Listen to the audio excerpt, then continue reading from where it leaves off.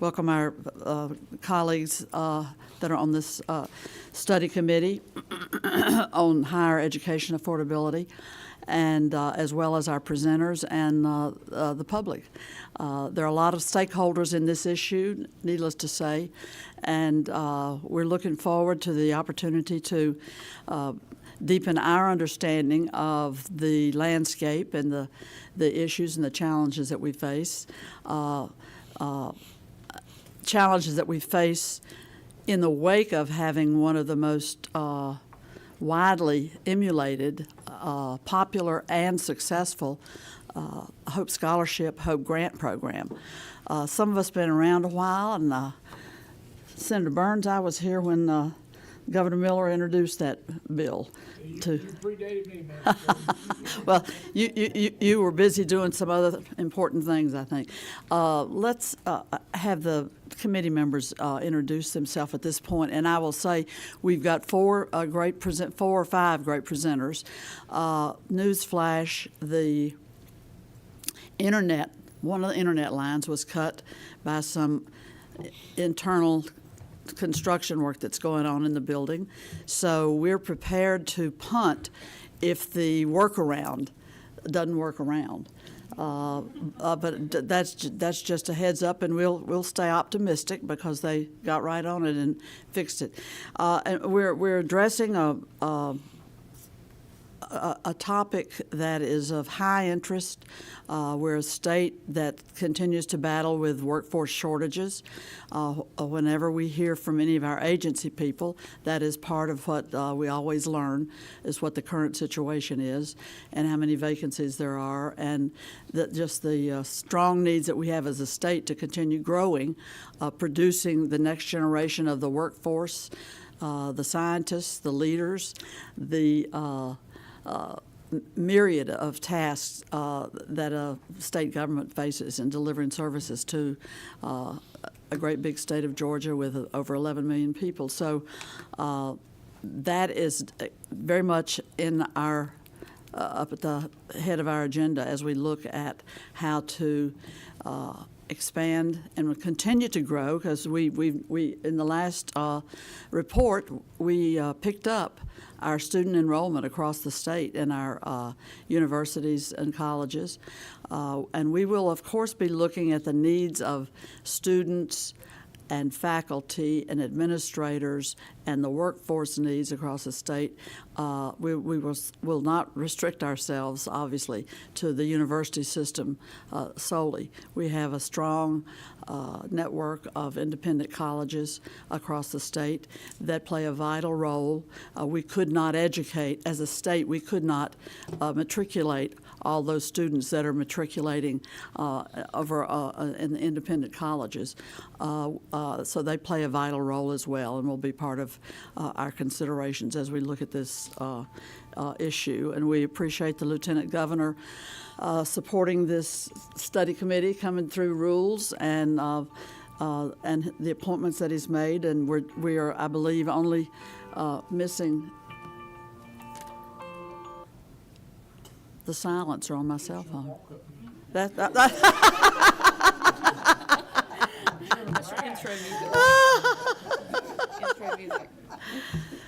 Well, let me turn to our committee members for introductions. And Senator Burns, you're to my right. I'll start with you. Good morning. I have no walk-up music, so I'm okay. I'm Max Burns. I represent the 23rd Senate District, which is east central Georgia along the Savannah River, south of Augusta to about halfway down towards Savannah. So I have 11 counties in east Georgia. I have the privilege of chairing the Higher Education Committee here in the Senate, and I'm delighted to be a part of this study committee. So thank you, Madam Chair. Thank you for your leadership, Senator Burns, and you're a tremendous asset as we go down this road to explore our options and understand the challenges. Senator Davenport. Oh, it's my turn. Good morning. I'm State Senator Gail Davenport. I represent Senate District 17, portions of Clayton County and portions of Henry County. I'm a product of the public schools here in the state of Georgia, especially Clayton County. And I am really concerned about affordability in higher education and these higher education institutions. How much does it actually cost to attend college? And when we look at that, we know a lot of things, it's dependent upon a lot of things and the income of the family. And low and moderate income, even if there are financial resources available, those students still find it hard to get a college education. So we talk about tuition, but then we have to talk about room and board and other fees that are associated with that. So I'm delighted to be a part of this community and try to help find some solutions. Thank you. The senator from Milledgeville. Hi, I'm Rick Williams from the 25th District from Milledgeville. My district covers all of Baldwin, Putnam, Jones, Jasper, but it's part of Bibb, part of Henry. Have Georgia Military College and Georgia College State University and Vocational Technical School in my district. I'm glad to be on this committee. I've put 3 kids through college, so I know exactly what it costs. Thank you. And you're working on the grandchildren now, is that right? Yeah. Thank you so much. I appreciate all of you being here. We have one committee member that I don't believe will be able to make it today. He may surprise us, but from the mountains of North Georgia, Senator Steve Gooch is a member of the committee as well. And we will welcome him at the point that he arrives or see him on the next go-round. We'll be having 5 committee meetings, and we'll announce the schedule today for those of you that are not aware of it at this point. I'm going to recognize and call to the podium or the desk. I think the desk is probably the friendliest place, but Attorney Nathan Corbett. He's the policy analyst with the Office of Policy and Legislative Analysis. With your permission, I actually would like to use the podium. I'll be pleased to have you do that. Thank you. Thank you. And good morning. Good morning. Good morning. And Nathan, thank you for all the work that you've been doing on behalf of the committee. Okay. It's my pleasure, Madam Chair. Thank you. Nathan is a part of our OPLA group, that is the Office of Policy and Legislative Analysis. And is a graduate of Mercer Law School and an undergrad degree from the University of Virginia in Charlottesville. Well, there's not much left to say after that, but it's an honor to be here this morning. I know this is an important topic, and I'd like to share with you a few things that I have learned since I began researching and compiling the research memorandum that you all have in your folders. There's also some supplemental material in there that the technical college system and the university system were kind enough to help me generate regarding costs. And let's just delve in and get started.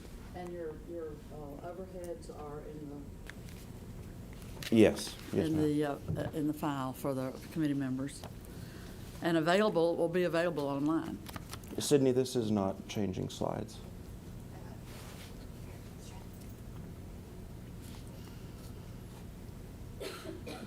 Still not, but I can just say slide if that works. All right. So let's start with slide. All right. So nationwide affordability. As you will see here, costs associated with earning a degree have increased significantly nationwide in the past 50 years. I really doubt that is a surprise to anyone. And again, this is nationwide data. The average total cost of tuition, fees, room and board at all public and private undergraduate 4-year and 2-year institutions nationwide has more than doubled. Now that's even after adjusting for inflation. Without adjusting for inflation, the average has increased more than 1,400%. Slide, please. Here you see a graph of average tuition, fees, room and board at all institutions nationwide. That's 4-year and 2-year institutions. This data comes to us from the Digest of Education Statistics. And again, like the next 2 slides after this, it features constant 2022 to 2023 dollars. So that's factoring in for inflation. So you see from 1972, 73, and anywhere in my presentation where we have double years, it's because it's an academic year, all the way through 2022, 2023, you have a graph of data. Next slide, please. So it's soared up over $27,000. I'll leave the descriptors to your good discretion, but it has increased. Yes, ma'am. On our next slide, we see average undergraduate tuition, fees, room and board nationwide. Now, this is from the same source as the previous graph. The difference here is that I have broken this down into 4 strata. The data were originally produced that way, and if you look at the footnotes, you can also visit this data table. It's an excellent source, in my opinion. So we have 4-year private foreign nonprofits, we have 2-year private foreign nonprofits, we have 4-year public and 2-year public, again, over the same time period. Slide, please. Now this slide, we just are examining average undergraduate tuition and fees, so no room and board. 4 same strata, same timeline.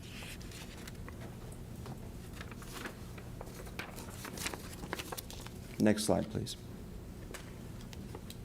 Now, I wanted to give the committee a sense of what the average in-state tuition and fees are in Georgia. That is where we have the supplemental material in your folders. Again, my thanks to TCSG and USG for giving us such great cost of attendance data. These are older figures, but they were all from the same source. It was a federal source, the Department of Education. Again, this is all footnoted in your memorandum in case you would like to see the original source, or I can share that with you at a later time. But there they are. Next slide, please. But for the people that may have trouble reading it, if you'll flag some of those numbers. Certainly. On each So slide. Georgia's public 4-year institutions, the average was $7,075 per year. Now, we're just, again, talking about in-state tuition and fees here, not room and board and other related expenses. But that supplemental material is included in your folders. For public 2-year institutions, the average was $3,134. And for private 4-year institutions, it was $32,114. Now, we see Governor Miller looking at us here. It's not a great surprise. We're going to talk about hope and merit-based funding. As the chair said, Georgia has some of the best merit-based funding in the nation. Most recently available statistics from the Department of Education, many states help students finance their higher education through state-funded need and merit-based grant programs. So Georgia is not the only state financing our education the way we do, but we have one of the older programs, and we have some fantastic support for our education. I don't think it's a stretch to say that when it first appeared, it was in many ways the envy of a lot of states. Mm-hmm. And again, Georgia surpasses most other states in the amount of state merit-based aid that we award. Georgia funds merit-based aid at nearly 4 times the SREB average and 10 times the national average. SREB? Southern Regional Education Board, of which we have a fine scholar here who will speak after me. Much of this merit-based funding is provided through our HOPE program. Slide, please. Student debt is always a hot topic. As someone who went to a private law school, I think about it frequently. Monthly, at least. Well, that's not to diminish the education I had. It's just a reality of the experience. Now, Georgia borrowers have the second highest average student loan balance of any state in the nation. The enabling resolution for our committee mentioned that we were third. I believe that is because they were including Washington, D.C. in that statistic. You'll see when you review literature that some authors choose to include the district as a equally weighted state, if you will. I chose not to because anyway. Georgia has 1,651,100 total student loan borrowers. Georgia borrowers owe a balance of $69.83 billion. Those borrowers have an average balance of $42,300 and a median balance of $22,300. All of this data, yes, You finish your comment, and then let me make a question. Go ahead. certainly. All of this data comes from the Federal Reserve, and it is footnoted in your materials.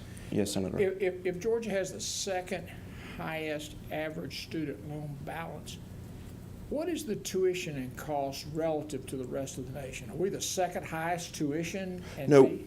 tuition, debt per borrower. I understand that, but my point is, where is the debt coming from? That's an excellent question.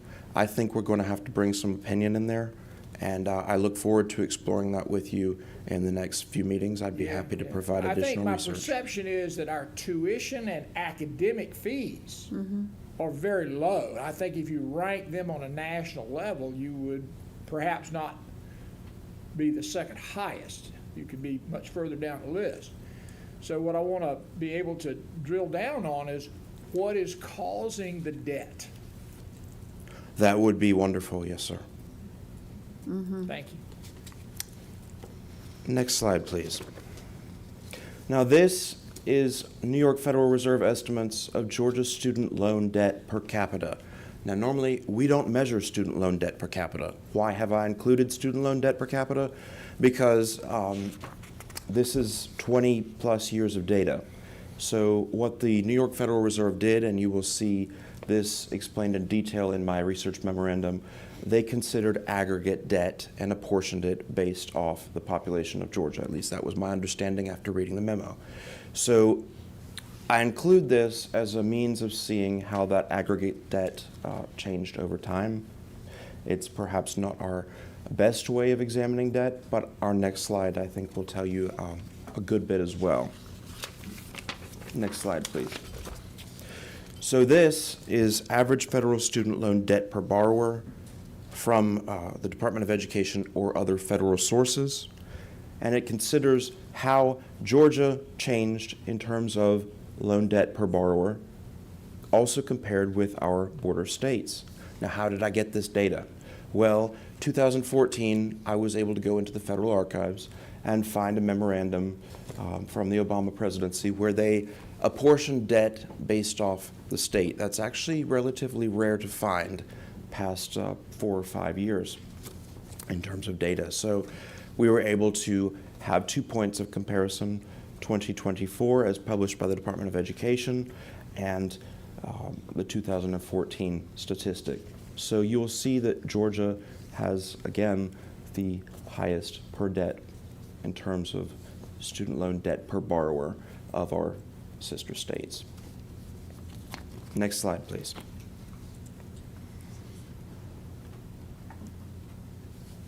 Now we consider need-based aid.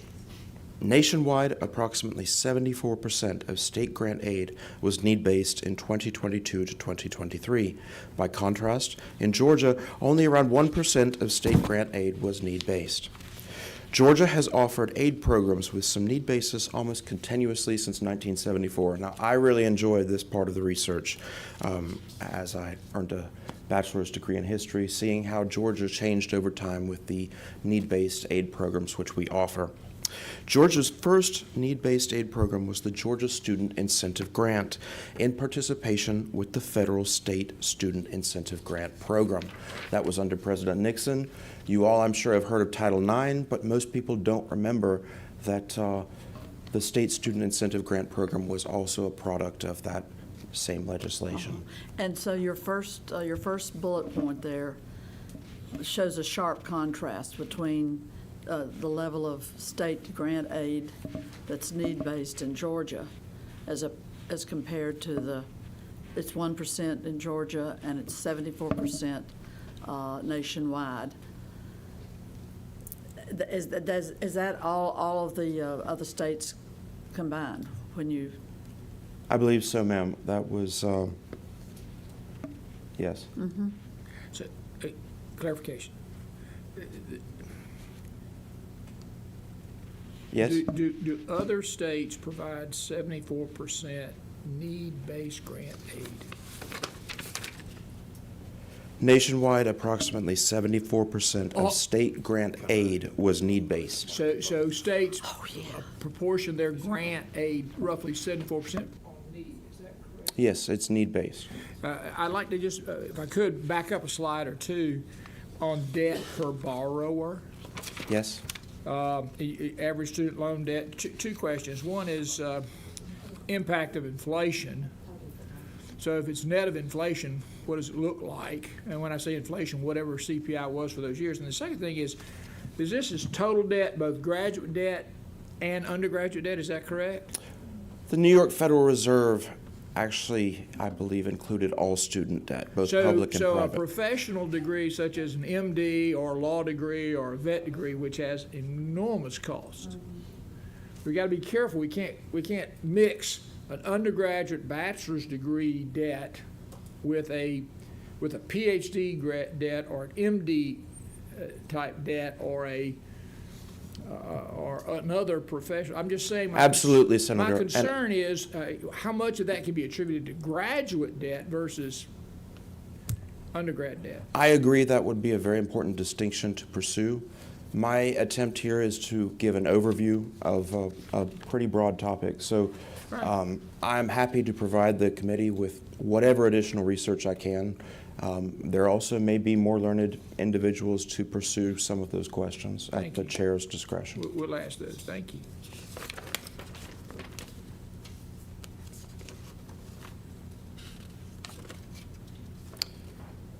I believe we had completed this slide, so here we are. Okay. The State Student Incentive Grant Program. The educational amendments of 1972, again, that is our favorite President Nixon, created the State Student Incentive Grant Program. This first program year was from 1974 to 1975.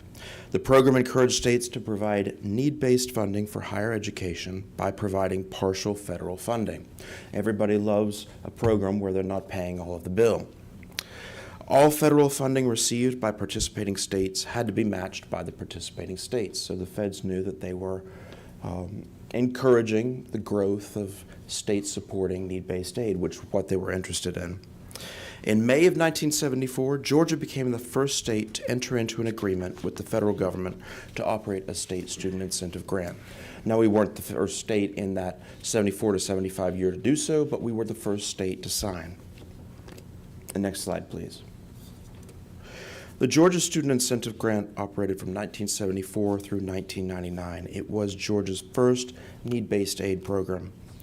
In its first year, the program offered up to $450 in grant aid to students with substantial need. Qualified students could use the funds at their Georgia college, vocational school, or nursing school. During that first year, 2,542 students received funding through the program. First-year program funding totaled around $1.18 million, with around 26% of the funding provided by the federal government. Next slide, please. Now, in 1998, the State Student Incentive Grant Program, that's the federal legislation, is renamed the Leveraging Educational Assistance Partnership, or LEAP program. That is probably something people are more likely to remember. It ended around 2011. This was through the Higher Education Amendments of 1998. Georgia did not operate a need-based aid program for the next 2 academic years. Next slide, please. The Leveraging Educational Assistance Partnership, or the LEAP grant.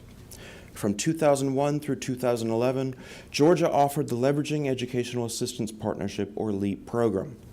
You'll see on the right here, that's an original advertisement highlighting the coming of the program from the Augusta Focus in 2001.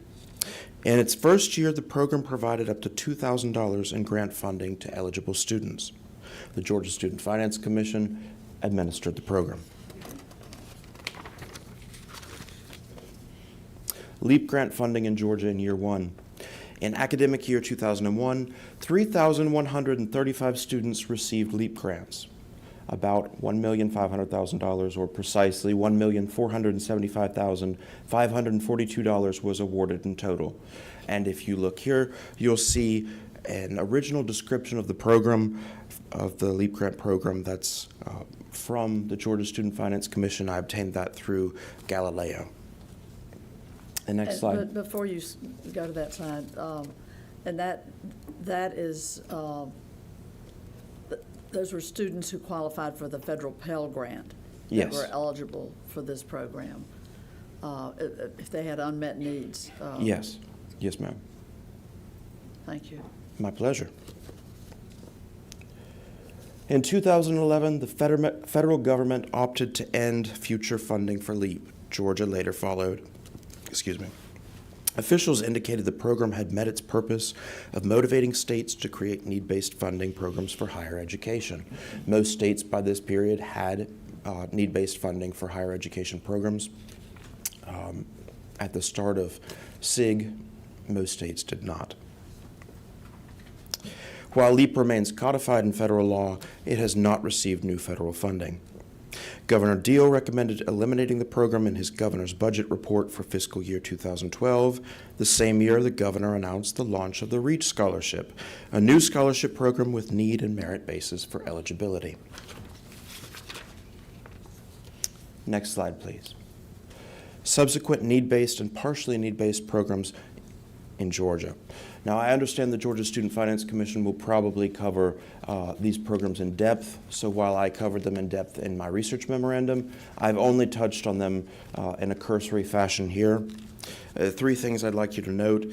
The REACH Scholarship was launched in 2012 as Georgia's first public-private need-based scholarship and mentorship program. Unlike LEAP, however, REACH is only partially need-based. The scholarship mentorship program includes a merit component. Georgia first offered our second program, the College Completion Grant, in 2022 to provide funding to eligible students experiencing a financial aid gap. Next slide, please. So here we have a graph of expenditures of Georgia's primary need-based undergraduate grant program. That is my graph, but it is of data from NASGAP from 1974 to 2023. Now, the first set is almost entirely unbroken from 1974 through 1999. You'll see that is the SIG grant, which we discussed. That's with the federal, 24% federal funding. Well, I don't believe it was 24% every year. They had a very complicated formula which they used to apportion the total amount of funds among the states. I did not want to get into that level of detail in the presentation, but I'm happy to supplement with that information if you're interested in it. So from 2000 to 2001, why don't we have any data? Well, there was a pause in between the SIG grant and the LEAP grant in Georgia. Then we have the LEAP grant labeled as it is up there, and then why the absence of data from 2012 through 2020. Well, NASGAP was opting not to include the REACH program as a primary need-based undergraduate grant program. Why, I can't tell you that. I don't want to put words in their mouth, but they opted not to. But then we have data with the completion grant towards the end. One clarification. So REACH occurred in what years on this graph? REACH was available between when and when? REACH was available between 2012 and 2020. Okay, actually. And it is still available. Right. I'm saying that to highlight the absence of data for those years. So there was something there, but NASGAP chose not to include that in the need-based form. Absolutely. Is that right? As I am not a statistician, I did not want to alter NASGAP's data. All right, and clarify for me the difference between the completion grant and REACH. I will wave to my learned friends from the Georgia Student Finance Georgia Commission. Student Finance, Chris, thank you. Okay. However, my basic understanding is one is entirely needs-based and one has a partial needs basis. Has a merit. Has a merit component. I'd like to understand the merit requirement for REACH. I'm not sure it's merit. I think it may be more participatory and engagement with the mentorship. Then I wave to my learned colleagues from Georgia Student Finance We'll ask REACH Commission. to clarify that for us. Thank you. Next slide, please. Now, these are figures of solely need-based program expenditures in Georgia and border states in 2024. Now, these are not all the programs in these states. This corresponds to data in my research memorandum. I wanted to qualify this in a way where you had a visual. These represent, as far as I understand, the solely need-based aid programs. So if there was another qualifier with the program, that one had to be, I remember in one state there was the example of a first-generation college student. Just to give you an idea of what is available in solely need-based aid, that was not included. You'll see in the memorandum, though, for those pages, what was included. Can you walk us through that list there by state? Yes, there's the Tennessee Student Assistance Award. There's the South Carolina Need-Based Grant Program. North Carolina had data for 3 of their programs. They launched the Next North Carolina Scholarship after their 3 programs there. At the time, there was no data for the Next North Carolina Scholarship. So that is an entry, but there are no figures for it as of yet. Florida has 3 programs as well. That's the Student Access Grant. Alabama had 1 which was need-based, solely need-based, and the Georgia College Completion Grant is there as well. And you had 3 Florida programs, is that right? Yes, 3 Florida programs are mentioned. Are you broken out by private and public, or what are the 3 entries? Well, my understanding is that the Student Access Grant is labeled 3 different ways, as you'll see in the research memorandum. So I have them based off that program funding, but they're all in the same color for your ease of reference. So Florida is, of course, the largest of those states. In terms of population, that's my understanding.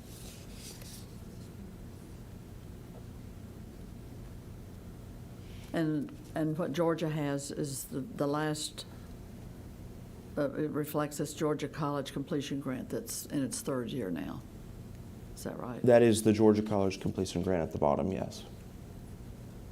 And that's, what what's the expenditure there? That is referenced in the memorandum. I can't tell you just by looking at the graph. Uh-huh. Well, the memorandum is not unimportant. I mean, it's, we really need as a committee to review the memorandum because it's a fulsome walkthrough on a lot Yes, of these ma'am. points. It's the underpinning to many of your slides and graphs. The next slide, please. Now, this is a pie graph. It is just a different way of presenting the data from the previous slide. I thought it would be of interest to the committee. So it shows solely need-based aid program expenditures for the 2024. It's very, very recent. Yes, ma'am. And we see we're a sliver and Alabama is a sliver. Alabama does have other aid programs, but they're not, to my understanding, solely need-based. The next slide, please. Now, after I have discussed need-based aid, I imagine you'd like to know what some of the results of need-based aid are. Well, while we can never perfectly encapsulate it, I did look through some studies of different need-based aid programs. The first one I'd like to discuss is a 2016 study of the Florida Student Access Grant that was referenced on the previous page. Also, a 2019 study of a need-based aid opportunities available at Washington State Colleges, where researchers found in both that need-based aid programs increased college completion outcomes and the speed at which students completed their degrees. Specifically, the FSAG researchers, that's the Florida program, emphasized that an additional $1,300 in aid eligibility, that's in year $2,000, increased the probability of earning a bachelor's degree within 6 years by 4.6 percentage points, or 22%.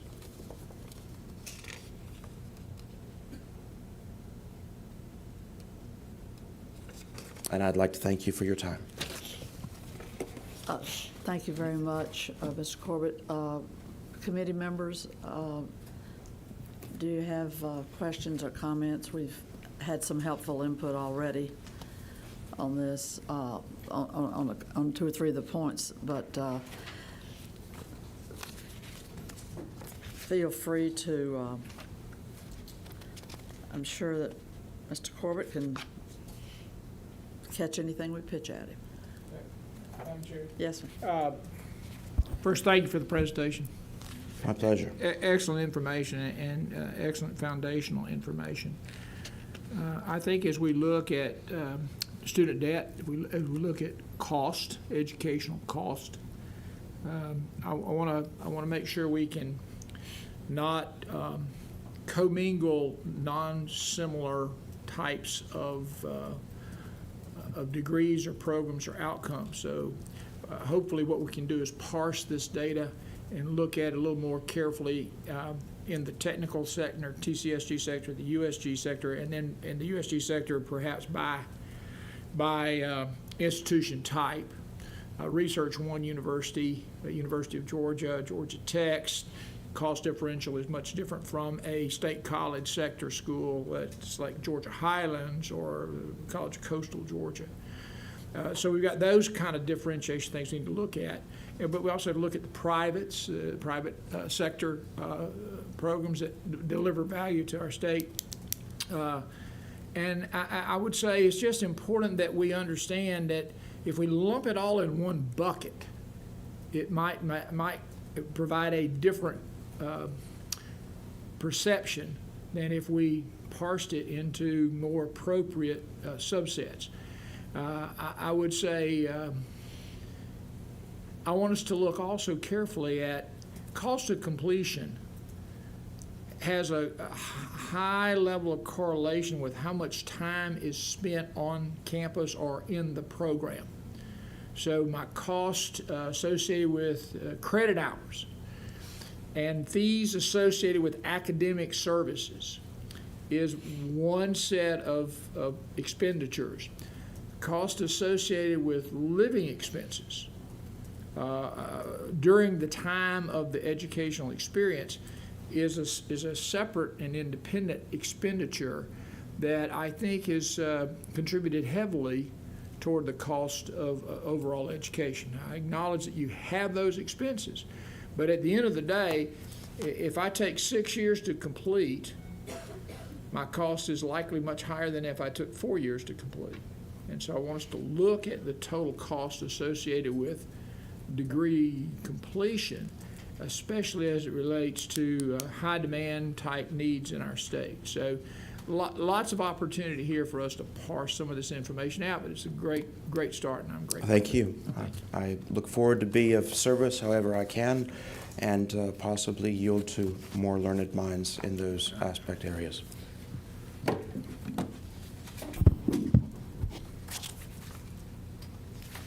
Thank you so much. Thanks again for all your work leading up to this. And I would refer the committee to the, and I see that Senator Williams was looking at it, but the memorandum that Nathan prepared for us, 8 pages, 9 pages with footnotes.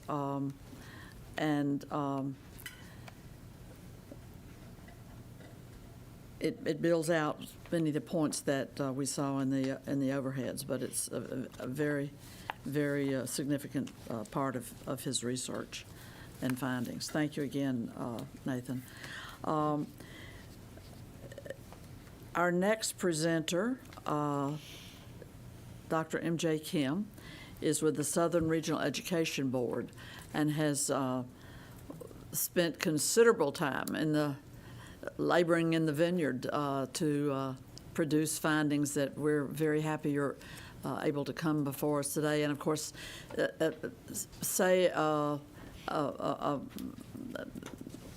feel free to add your description of Southern Regional Education Board.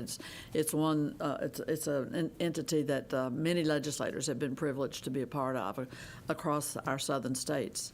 And you're a permanent staff here in the headquarters that's based in Atlanta. And we certainly appreciate your joining us today, Dr. Kim, and we're looking forward to looking at your work and hearing your expertise on this subject matter. Thank you, Madam Chair. And members of the committee.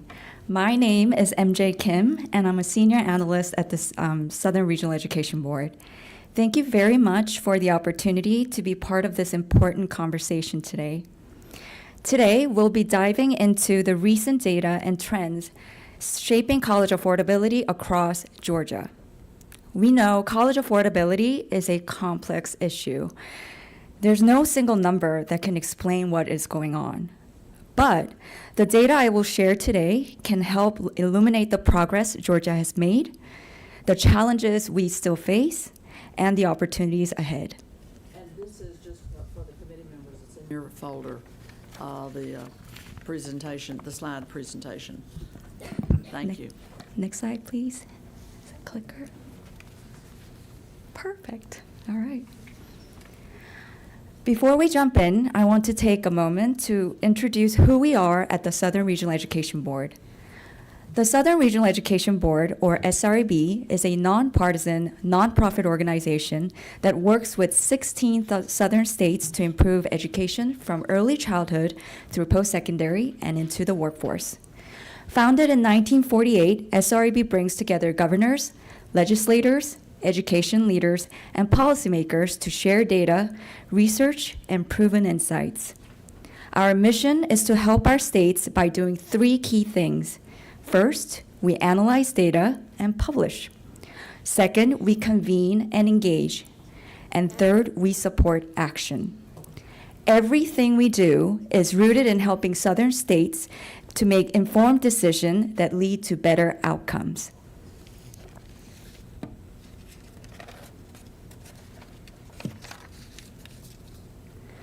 Now, I want to take a moment to highlight SREB's continued commitment to college affordability over the years. Our work in this space takes back to at least 2014, when SREB launched a commission on college affordability in the South. That commission brought together legislators, education leaders, and policymakers from across the region to study the issue and identify actionable solutions. Since then, we produce series of data-driven publications that not only analyze trends, but also offer practical recommendations tailored to the needs and priorities of southern states. This ongoing work laid foundation for this year's college affordability profiles.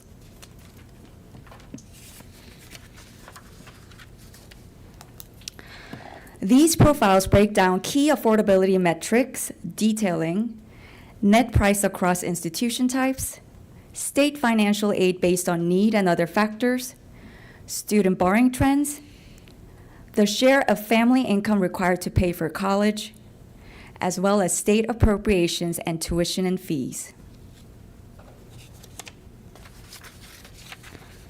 The profiles are built on the data from the Integrated Data Post-Secondary Education Data System, American Community Survey, College Scorecard, and other key sources.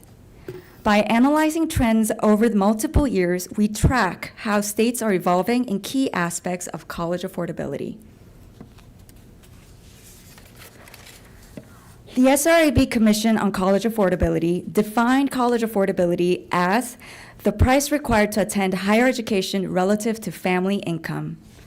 In other words, affordability is the relationship between the cost to students and families and the financial resources available to them.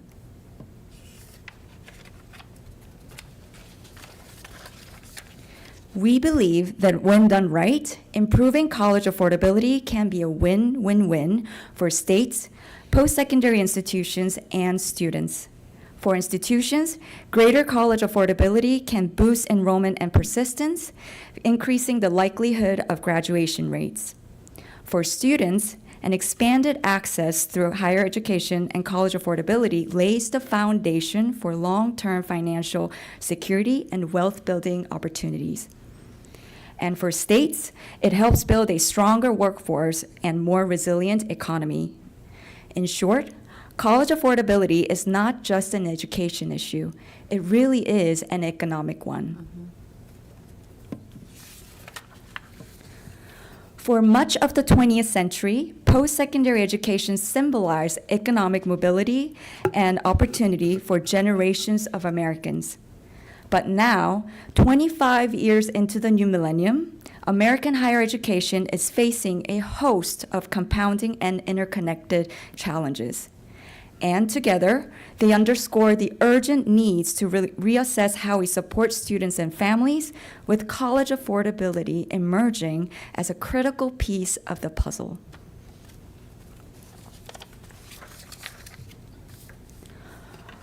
One of the most pressing challenges facing American higher education is the shifting demographic profile of potential college students, not just in who they are, but how many there are. This decline is largely the result of falling birth rate 18 years ago.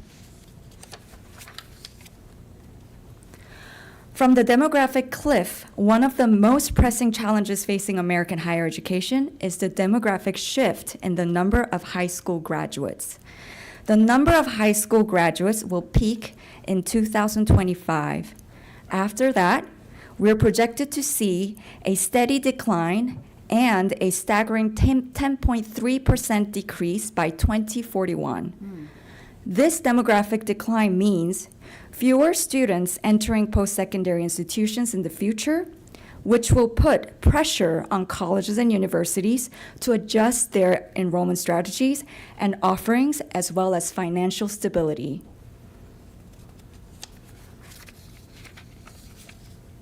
In recent years, public confidence in higher education has steadily declined. More Americans than ever having little to no confidence in colleges and universities, driven largely by two related concerns. One is the rising cost of college and disappointing economic returns for graduates. Students' loan debt has reached historical levels, and the burden of repayment is growing concerns for families and students alike. At the same time, nearly half of recent college graduates are underemployed, meaning they're working in jobs that do not fully utilize their education and skills. Together, these trends led many to question whether the cost of college is truly worth it. On the other hand, success in today's workforce increasingly depends on post-secondary education. 72% of all jobs will require some form of post-secondary credential by year 2031. This makes higher education more critical than ever.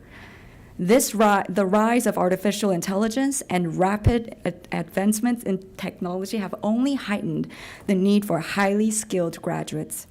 Yet, as demand for prepared talent grows, too many students are literally priced out of the very education that could help them meet that demand. While these national trends present significant challenges for American higher education, they also highlight the importance of addressing these issues from state perspective. Thus, I'd like to share some important state contexts relevant to better understand college affordability in Georgia.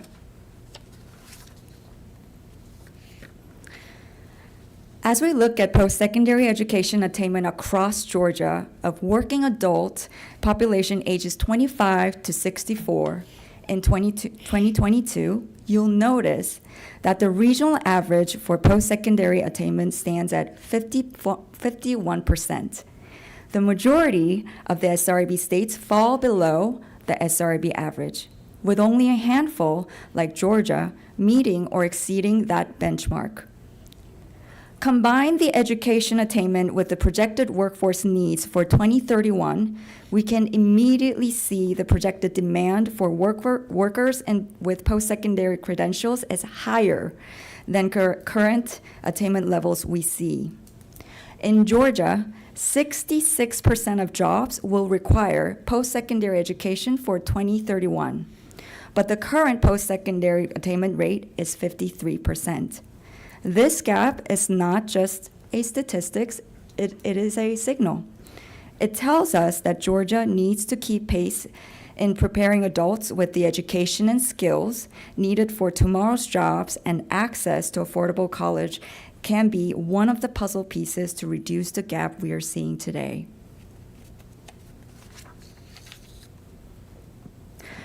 Do you remember when I shared the data point on the demographic shift in high school graduates a few minutes ago, and that staggering 10.3% nationwide decrease projected by 2041? Here's what I find fascinating.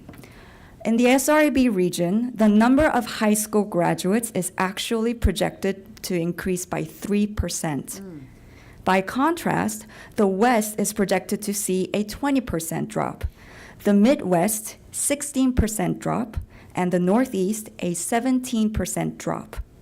In other words, our region will need to think about access to affordable college differently than much of the country. For Georgia, the projection is a modest 1% decrease in high school graduates by 2041. This means Georgia will have a more stable student pipeline than many other states.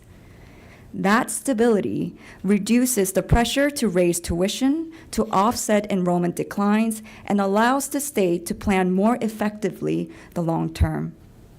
In other words, unlike states facing steep demographic drops, Georgia won't need to compete as aggressively for fewer students. This helps maintain enrollment and revenue, lowering the risk of sharp tuition increases. So, the affordability question for Georgia is not about shrinking demand, but about ensuring students are well prepared and able to enter college without cost being a major barrier. Yes. Can you elaborate in the SRE? Thank you for being here, Dr. Kim. Elaborate just a tad, because we're seeing some bordering states growth. Is that simply population shift, population growth that's driving the Florida, Tennessee, South Carolina, our border states? That's correct, but also based on my knowledge so far, is that the enrollment rate the absolute number of student enrollment within the southern region has been increasing in recent years. So that could be the reasons why we're seeing some increase in some of the southern states and some moderate decrease in terms of high school graduates. And then if you look at Mississippi or West Virginia, they're seeing steep declines. Is that true? Yes. 16%. 16 and 26%. Mm-hmm. Okay. Again, the real question is how closely do these graduate projections mirror what's happening in their general population? So if Mississippi is losing residents, then that means they're losing high school graduates. Right. And the same thing is true in West Virginia, perhaps. Florida is growing, South Carolina is growing, Tennessee is growing, Georgia is growing, but we may not be growing apparently at the same percentage rate, even though our total number of population can be increasing significantly. That's an excellent question. I will make sure to take a look at it and circle back. Okay. Thank you, Senator. Thank you. With that in mind, let's turn our attention to SRAB College Affordability Profiles of Georgia.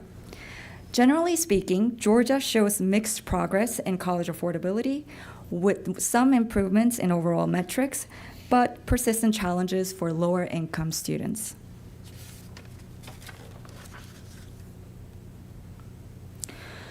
Let's take a closer look at the average cost of attending public institutions in Georgia. Four-year Type 1 institutions refer to institutions that awarded at least 30 doctoral degrees in 5 different areas, and typically refers to flagship and R1 universities in the state. Here in Georgia, these universities are University of Georgia, Georgia Tech, and Georgia State University. Four-year Type 2 institutions refer to all other four-year institutions. Georgia shows improvements in four-year institutions, but a slight increase in technical institutions costs from the 2017-18 academic year to 2021 and 2022. While four-year institutions remain slightly above SRAB averages, technical institutions maintain better affordability than regional peers. And that's comparing family income for net price. Is that state specific or the average for the region? The black bar is what is showing the SREB average. The blue bar is the most recent data on Georgia. I see. I see.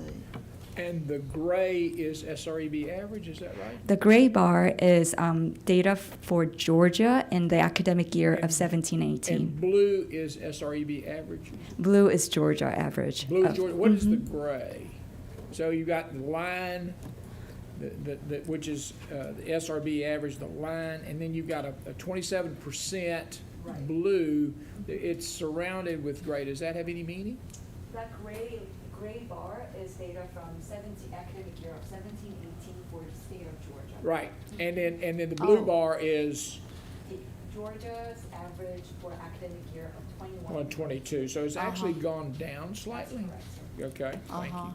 That Okay, was, good, that, thank that you. ver- that was helpful to Thank you, break that out. thank you. In the academic year of 21 and 22, Georgia families earning less than $30,000 a year needed 61% of their income to cover median tuition and fees at four-year Type 1 institutions, Wow.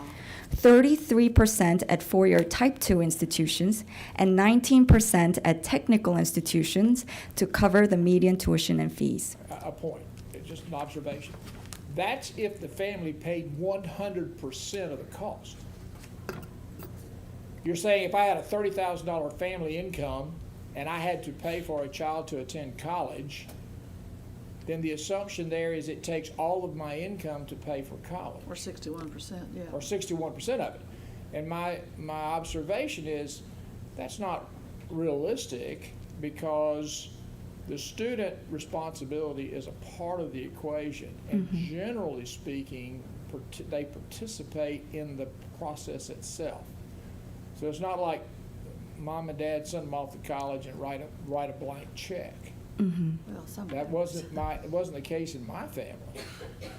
And I doubt if it's the case in Georgia families. So I just think that $30,000 income, I don't think that the affordability is dependent upon just the family net income.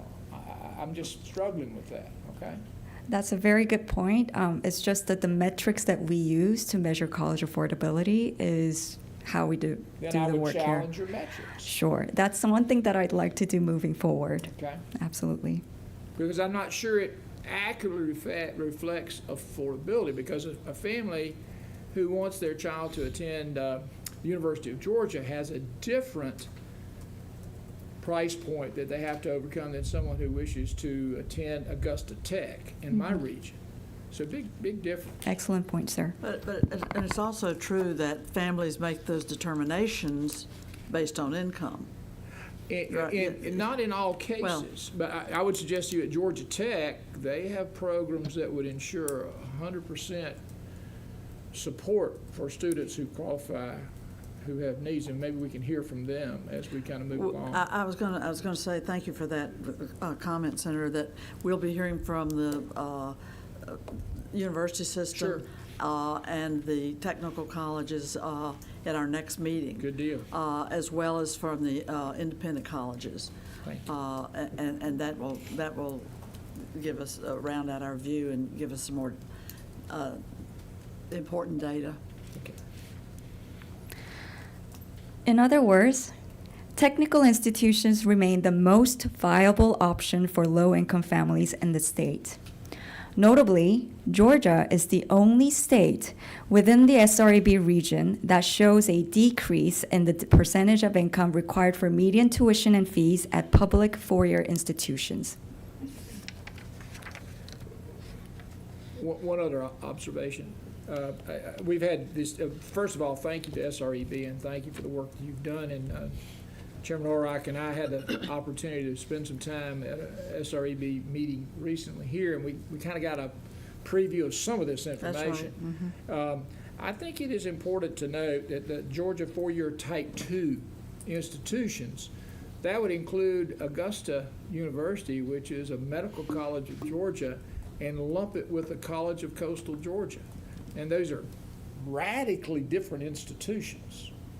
So the university system at least delineates their four-year institutions by either university level, regional university levels, or state colleges or state universities. And I would suggest that if we took your Georgia four-year type 2 price point and broke it out into two classifications, that I think one of those classifications is going to get much closer to your technical college cost, and therefore someone who wished to pursue a four-year university degree at the University of Georgia could begin their studies at the College of Coastal Georgia at a very low price point, and then as they matriculate through the program, they could then access UGA or Tech or Georgia State or some other institution that they feel might best serve their future needs. But I just acknowledge the fact that there are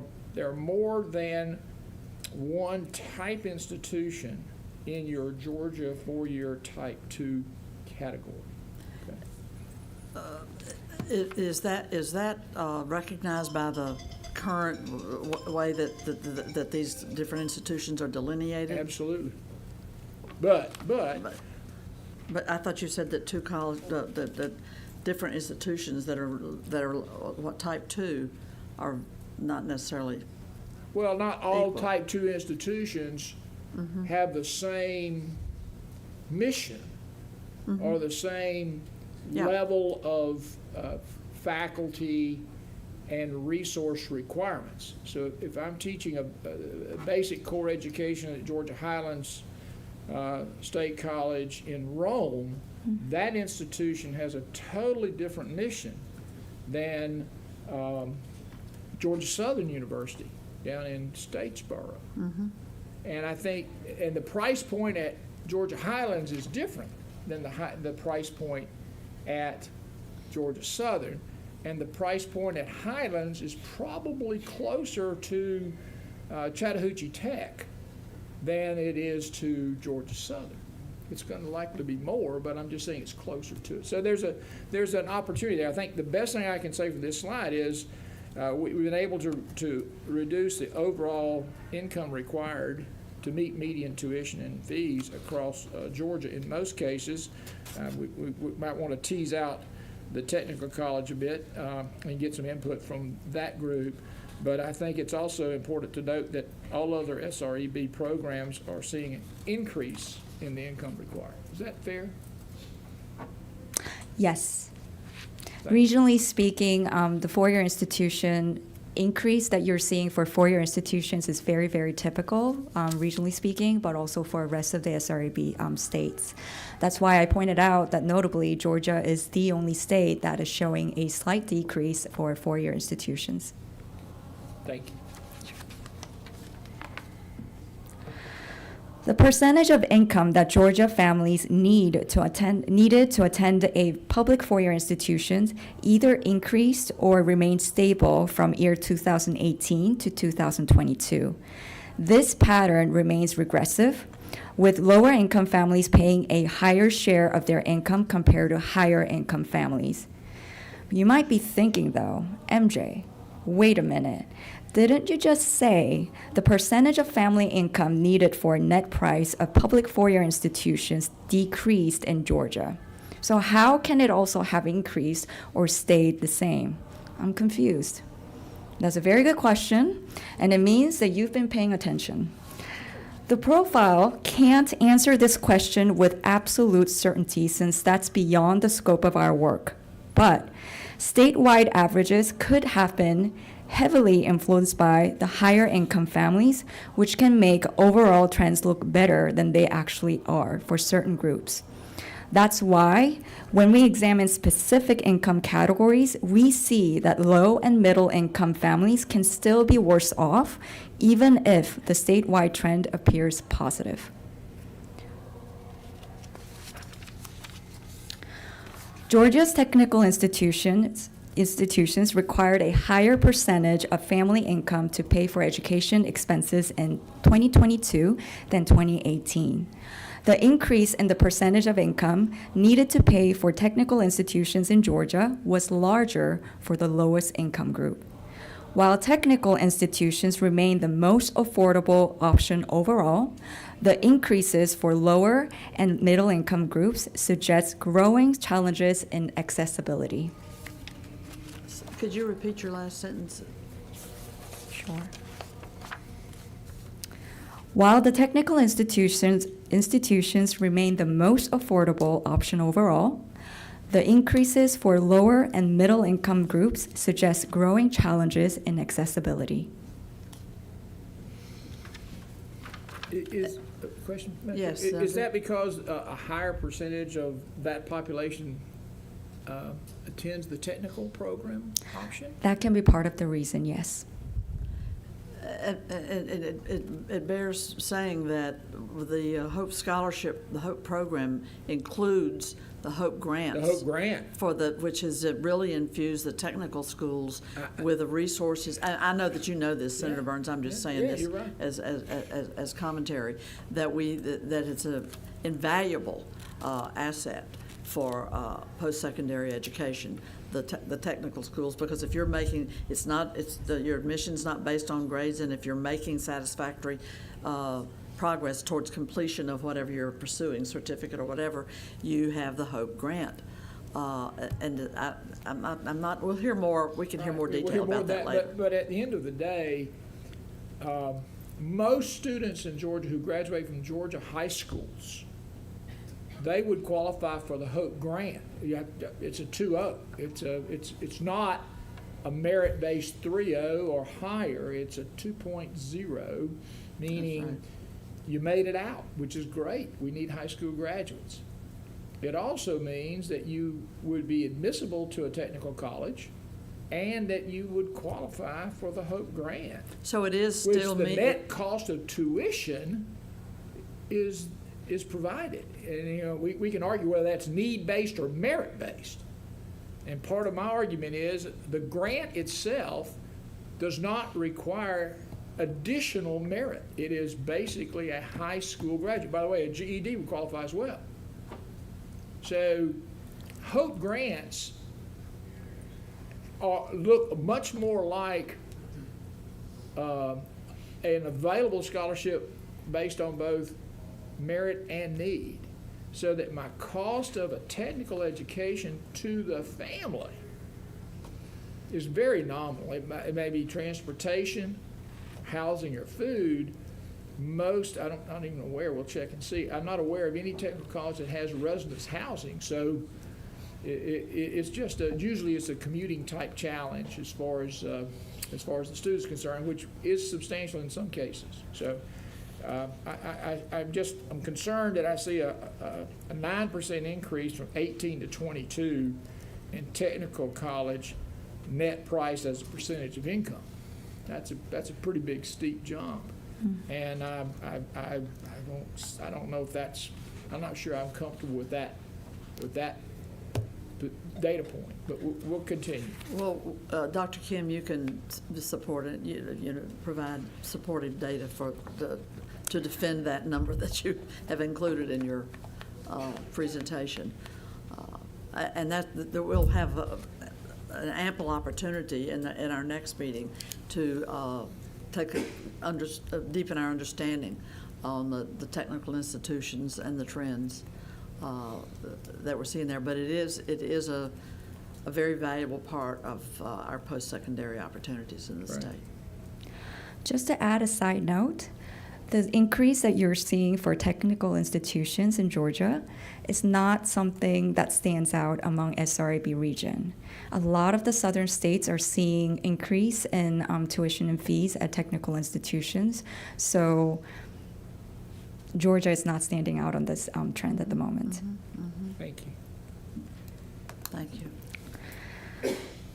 While Georgia has been seen as offering no need-based aid for years, the most recent data shows that in academic year of 2022 to 2023, the state awarded over $6 million in need-based aid. Does this mean Georgia reduced merit-based aid? Not at all. In fact, the state provided 281% more merit-based aid than the SRAB average in the same year. Looking at the total amount of financial aid, Georgia ranks 4th in the nation for total aid offered. So what does this expansion of financial aid mean? One way to understand it is that Georgia is slowly but surely working to balance academic excellence and affordability at the same time. By growing need-based aid while continuing to invest in merit-based aid, the state ensures that both financially disadvantaged and high-achieving students receive the support they need to pursue post-secondary education.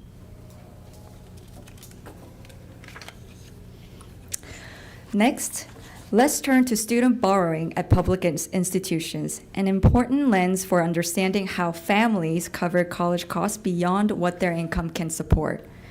In the academic year of 2020 and 2021, graduates of four-year institutions borrowed less on average compared to the academic year of 15 and 16. Notably, student borrowing in Georgia declined at a slightly faster rate than both the SREB and nationwide average. That's a promising sign, suggesting real progression in improving college affordability to attend four-year institutions. However, even with these improvements, the average student loan debt for a four-year degree still exceeds $20,000. And that's a state data point? I'm offering state, SREB, and national data points.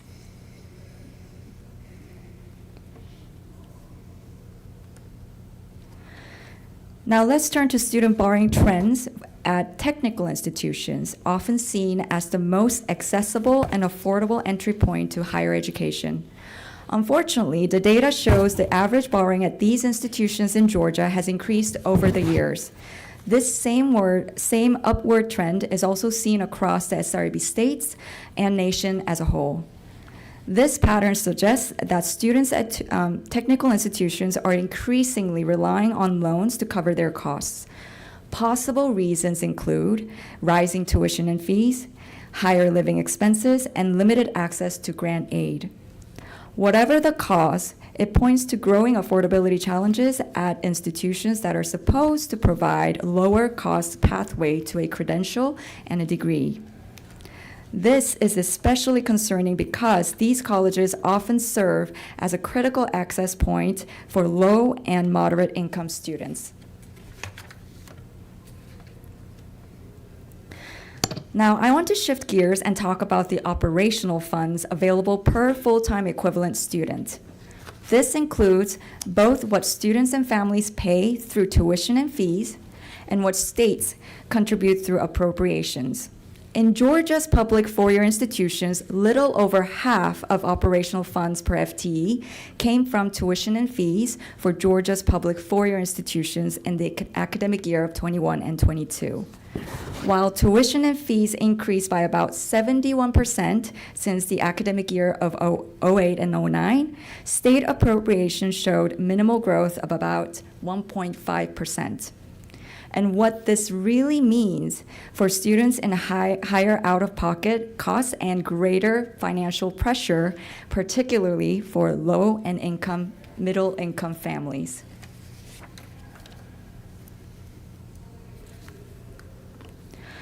Unlike four-year institutions, a large share of operational funding per FTE at two-year colleges in the academic year of 21 and 22 came from state appropriations.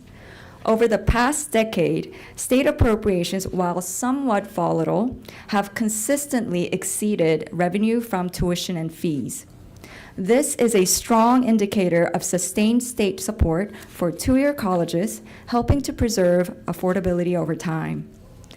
After a decline during the pandemic, state appropriations per student were 87% higher than tuition and fees.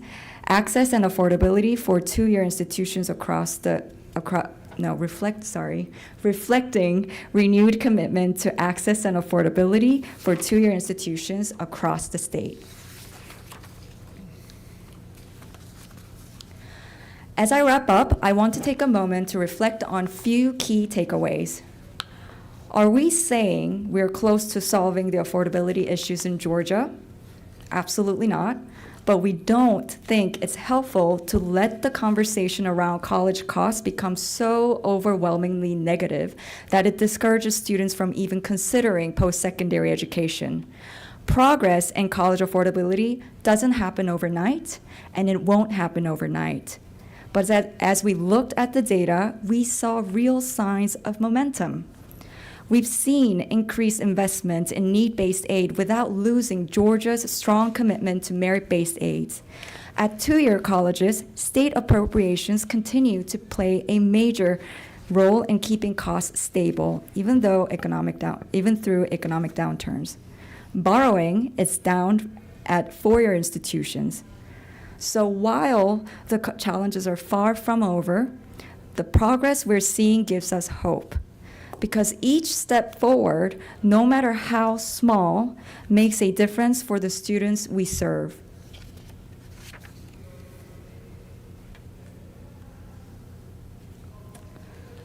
Before I wrap up, I want to make sure you're aware of several related resources that dive deeper into the topics we discussed today. First, we created 16 individual state college affordability profiles, each one offering a detailed look at the data and trends specific to your states, as well as other SRAB states. I also published a blog post that highlights the big picture findings from our regional analysis. I'm excited to share that this work has already been picked up by several media outlets, continuing the discussion around college affordability. And we're trying something new this year, and it's my sincere attempt to be the YouTube star. A series of short 3 to 4 minute video clips that summarize the key findings for each state. These are posted on our website and are designed to easily share. So please share them widely so I can become the next YouTube star.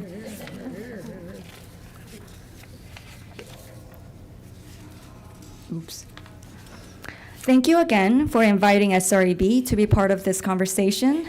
And thank you all for your continued commitment to making college more affordable and accessible for all of our students across Georgia.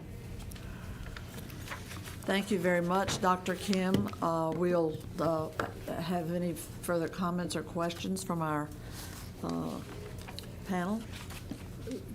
Just a question relating to your data on state appropriation tuition fees. So you have a slide that deals with public. Which slide are you going I'm to? on slide 24. So that's state appropriation and tuition fees for public 4 years. Is that true? That's correct. And then the next slide is public 2 years. Can you identify those institutions? Are those technical college schools? Or are those USG or privates? What are those institutions? State appropriation tuition for public 4 year, and then the next slide is public 2 year. That's correct. So what are those institutions? So for this data, we use our own data called SRAB State Data Exchange Program. Okay. So it really depends on how the universities are identifying themselves. But for public four-year institutions would include institutions that are categorized as public four-year institutions type 1 Right. and type 2. And then public public two-year 2-year institutions would will be- be technical institutions for the state of Or Georgia. privates that offer only associates, is that true? We don't include private You institution don't? data. Okay, this is all strictly public. Only public. Okay, thank you. Well, Dr. Kim, we appreciate your invaluable contributions, and we ought to take 4 minutes at some point to watch your video on Georgia. And like Yes, it. please. And like it.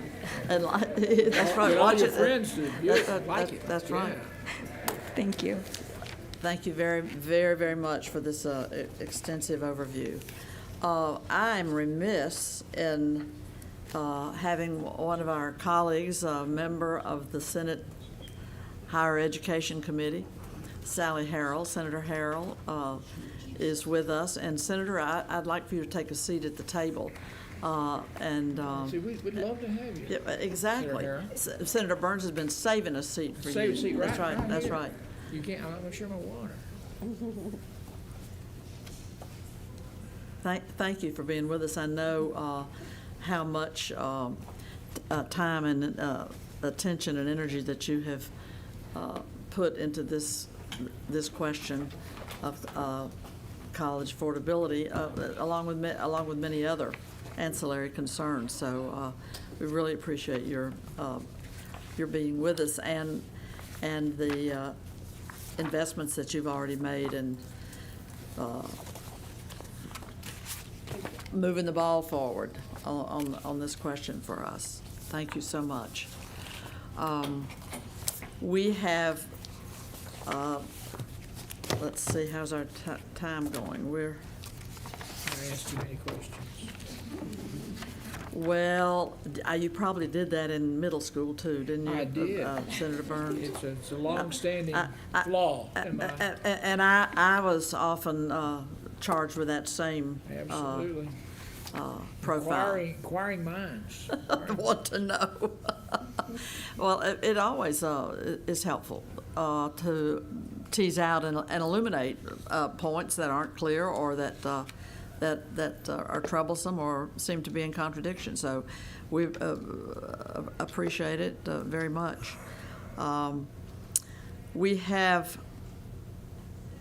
coming to us now, I'm just happy to introduce our president of the Georgia Student Finance Commission. Chris Green has been in that position you're into your 4th month now, Chris, is that right? Has played a lot of significant roles and contributed in his public service roles. At many points, you can highlight as many of them as you want to before you begin or as you conclude your presentation. But we're so happy to have you with us, Commissioner Green. Well, thank you. Good morning, Chairwoman Orrock, members of the committee. Thank you for the opportunity to present this morning. My name is Chris Green. I serve as president of the Georgia Student Finance Commission. My goal this morning is to provide a quick overview of our agency and where we sit in this conversation. Would like to highlight some of the state aid programs that we administer for Georgia students, and then conclude this morning by sharing with you some of our efforts around financial literacy. And you direct us to your presentation, which is in our folder. Yes, ma'am. So beginning on the second slide here, just a quick overview of our agency structure in case this is helpful during the appropriations process or your deliberations this fall. Most folks refer to us as the Georgia Student Finance Commission, but we are really 3 separate legal entities. And these different legal entities allow us to serve students in different ways. So the Student Finance Commission, 9 times out of 10, that's probably what we're referring to, but wanted you to know also about the Student Finance Authority and the Education Savings Authority. The 3 entities work together to provide integrated financial aid services to our students, and agency staff work on programs across the entities and are not specific to any one entity. We also have a shared board, and all reside at our office in Tucker. Committee members, our mission and vision for the agency, this is the mission that guides all of our employees and all the work we do, is to promote and increase access to education beyond high school for Georgians. Let me begin by saying thank you for your support. This slide includes visual representation of the funds that you appropriated to us in FY25. And thanks to you, we administered over $1 billion to Georgia students. Now, about 86% of that is in the lottery-funded HOPE programs. But I think this slide is helpful because when I speak to constituents, they may not realize that we administer almost 20 different state aid programs besides just the HOPE Scholarship. Yeah, that's a much more fulsome understanding of what you do. Absolutely. So the way I've organized my slides this morning, would like to highlight a few of our merit-based financial aid programs, and then I'll share some programs that have a need component you all have heard about this morning, and then finally just a quick overview of some of our other financial aid programs that might make up a student's financial aid package. So I think it's only fitting that we begin with the HOPE Scholarship, which is perhaps the best known merit-based financial aid program in the country. And as the chair noted this morning, and all of the presenters I think have mentioned, the impact of the HOPE Scholarship on our state has certainly been transformative. Since its inception in '93, across all of the HOPE programs, we've administered over $16 billion to more than 2 million students.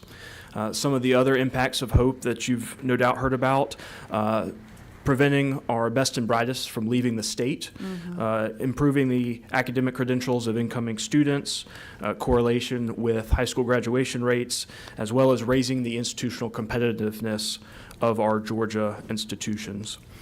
I'd also like to say thank you to Governor Kemp and this General Assembly for returning the HOPE award rate to 100%. And so the HOPE scholarship that you see today is largely the same as Governor Miller's vision. Graduate from a Georgia high school with a B average, that 3.0 HOPE GPA, and in FY26, that will cover 100% of your standard undergraduate tuition. Just to give you an idea of the students we are serving in the most recent fiscal year, a little over 100,000 students on HOPE scholarship attending one of our public institutions.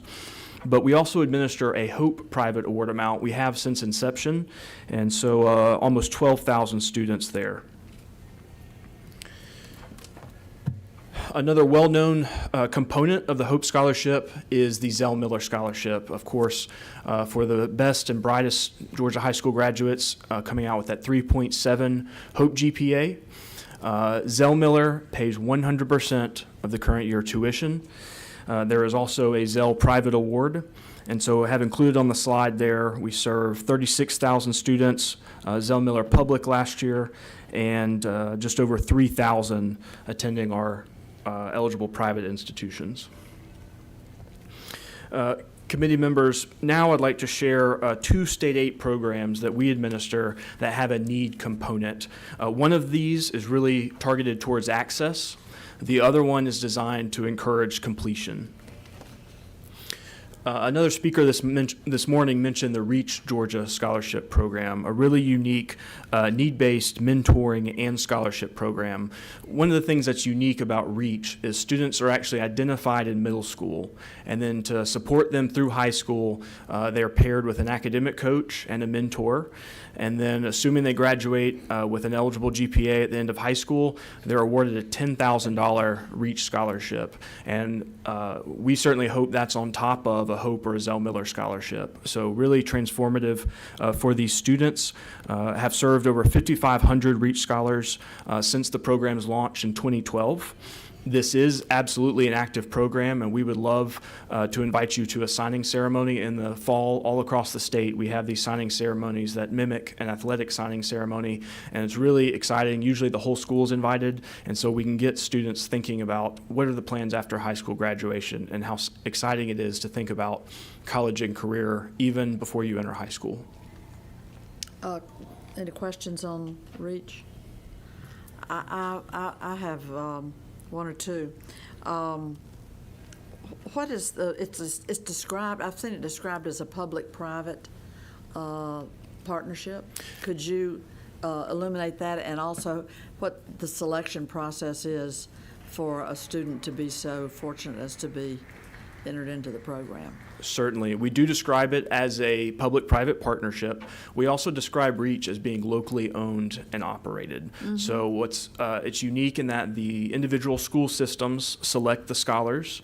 They usually put together a panel. Students come in and interview. It's really a great life experience. And then for the partnership piece, the state appropriates so many dollars during the appropriations process, and then local communities bring matching funds to the table for each one of those scholarships. And so it's really a partnership between the local community and the state government. And how does,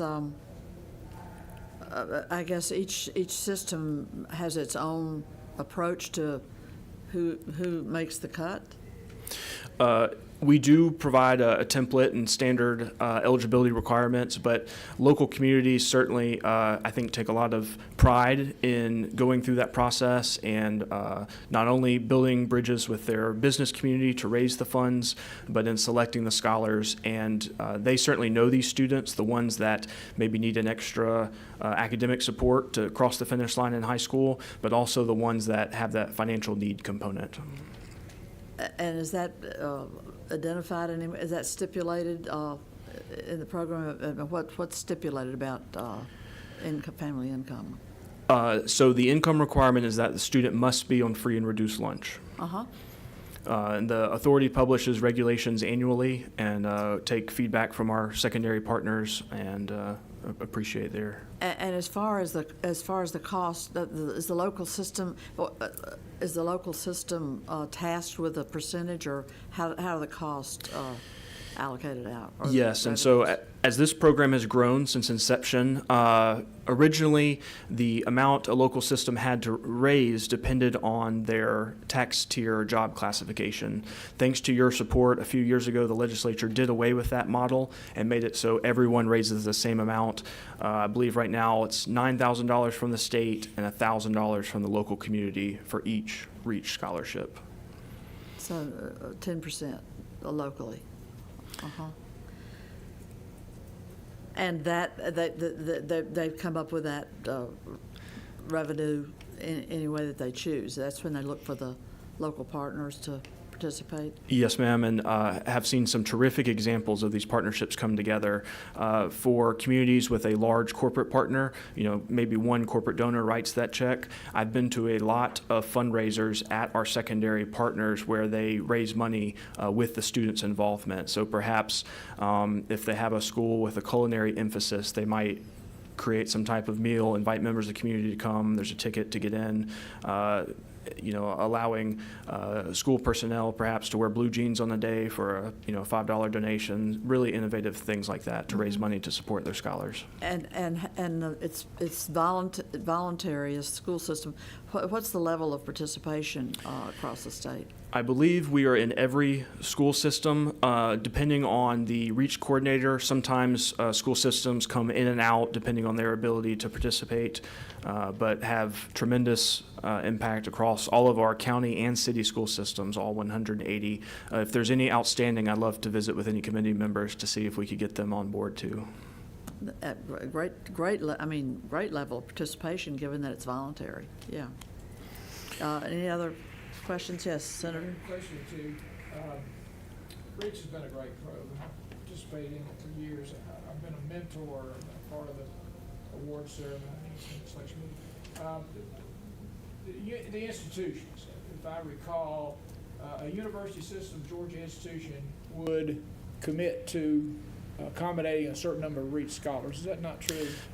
Yes, sir. And on top of that, many of our institutions were actually matching or even double matching some of these scholarships. Exactly. So that the institutions would come in, if REACH provides a $10,000 award, the institution would come in and double it, and in some cases more than double. Is that right?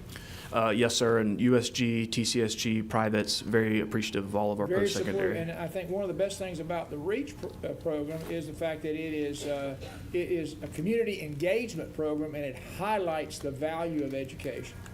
Yes, sir. So I appreciate it. And again, would you classify this as a merit-based program or a needs-based program? The academic requirement is a 2.5. A student has to graduate from high school. So there is a degree of merit associated with it. It's not the HOPE level, but it is a 2.5. Is that right? Yes, sir. And again, this starts at middle school, 8th grade? Eighth Yes, grade. yes, sir. Start 7th, 8th grade, selecting the scholars, and then beginning high school, they're on their way. Thank you. The other program with a need component, this Georgia College Completion Grant, something relatively new for our state. This one geared towards getting students across that finish line. So students that have already completed a significant amount of their undergraduate studies can be eligible for this additional financial award. You all have been appropriating $10 million for this program. Last year we served almost 8,000 students. And again, when I talk about our relationship with the post-secondary institutions, that is always a partnership, and I really think this is one of the best examples of that.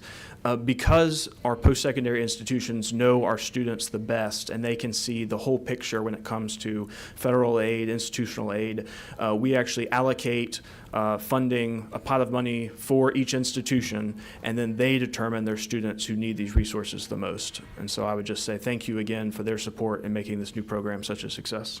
The eligible private institutions that you reference, how many of the private institutions are involved? Almost all of the eligible nonprofit private institutions. And so across the board, we have 84 partner institutions. That's USG, TCSG, and the eligible privates. There are a few privates that do not participate, but yes. Thank you. And then committee members, I did just want to highlight a few programs that do not have an initial merit requirement. In other words, these are programs that are open to all students. So certainly, Before you go, I sorry to interrupt, but you were talking about the Georgia College Completion Grant, and maybe let's dive into that a little bit more. You've got good numbers here, and it's a very new program, 3 years. I believe this is the third year now that we've done that. And can you speak about that a little bit further? absolutely. So, Because we've been changing it from year to year, yes, thank you. refining it. Mhm. What began as a pilot program, you all thankfully renewed that, and so we're entering another extended phase. We are publishing an annual study every December. We'd be happy to get that to committee members, showing how these students are doing and what the additional award towards completion has meant for their degree attainment. And there's a cap of $2,500. Lifetime, yes, ma'am. Yes. We had to make some nominal adjustments in eligibility, especially in the TCSG level last cycle. Is that not true? Yes, sir, that's correct. So that they could take 45% of a 2-year program and receive the completion grant. Is that right? Yes, sir. All right, and the second thing is the Georgia College Completion Grant Program is in addition to any institutional support that would be supportive of completion. Is that not true? Yes, sir. And I know our institutions will share with the committee all the great things they're We're doing. looking forward to hearing from those institutions, but I just want the committee to be aware and the public to be aware that the Georgia Completion Grant Program is not the only support program that students might receive in order to finish up their degree. Yes, sir. Thank you for adding that. Well, just to add a note on that, I had an opportunity to follow up with a student at Clayton State that I had that actually lives up here in Fulton County, and in the city of Atlanta. And when she got in a position where she wasn't going to be able to stay in school any longer without paying some catching up with what was owed, I was very gratified speaking with the staff at the college that worked at several levels, but there was a very, very robust commitment by the institution to find a way for this student to not fall through the cracks, it was heartening to see that kind of dedication, and I dare say that's typical, not atypical, in our institutions that are face to face with the financial straits that in which families find themselves. I mean, at my Atlanta Technical College, they have food pantries. They have, we have people we have families that are very, very strapped and challenged to come up with all the attendant costs to post-secondary, and that was a particular experience that I had that was very heartening.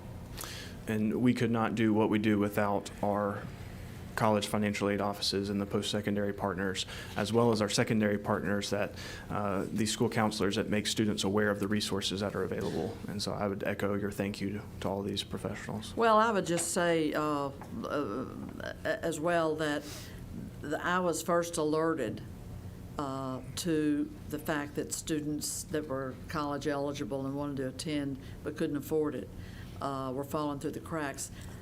It was college counselors at the secondary level who came to me maybe it's 9 years ago now, and saying this is a fact, this is a reality that we're dealing with, and let's please pay some attention to it. Please, we need help. Thank you. Yes, ma'am. Senator Davenport. How many eligible private institutions are we talking about?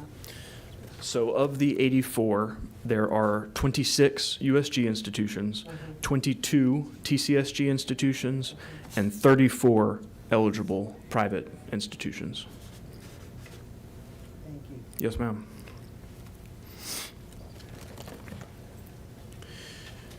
Just wanted to mention the other sibling, of course, of Hope Scholarship, the Hope Grant, also the Zell Miller Grant. This is for students seeking a certificate or diploma. By and large, these students are at our technical colleges, but students at USG pursuing a certificate or diploma are also eligible for Hope or Zell Miller Grant. Again, 100% of tuition. Last year, we served over 25,000 students. And to echo the committee's comments earlier, this continues to be a tremendous value for Georgia students. We do have capacity in this budgetary program, and so anytime we get a chance to tell students about what a tremendous value a Hope Grant, Zell Miller Grant is, absolutely a great one to share with your constituents. Is this a merit-based program or? Hope Grant is unique, actually.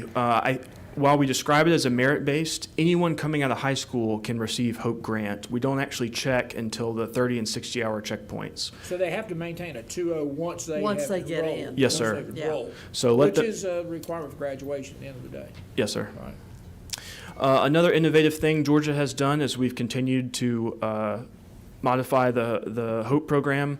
Several years ago, a program was created called the Strategic Industries Workforce Development Grant. This was later renamed the HOPE Career Grant. This is a financial award on top of a HOPE grant or Zell Miller grant for students pursuing one of the high demand fields. And so I'll put those up on the next slide, but it's 27,000 students.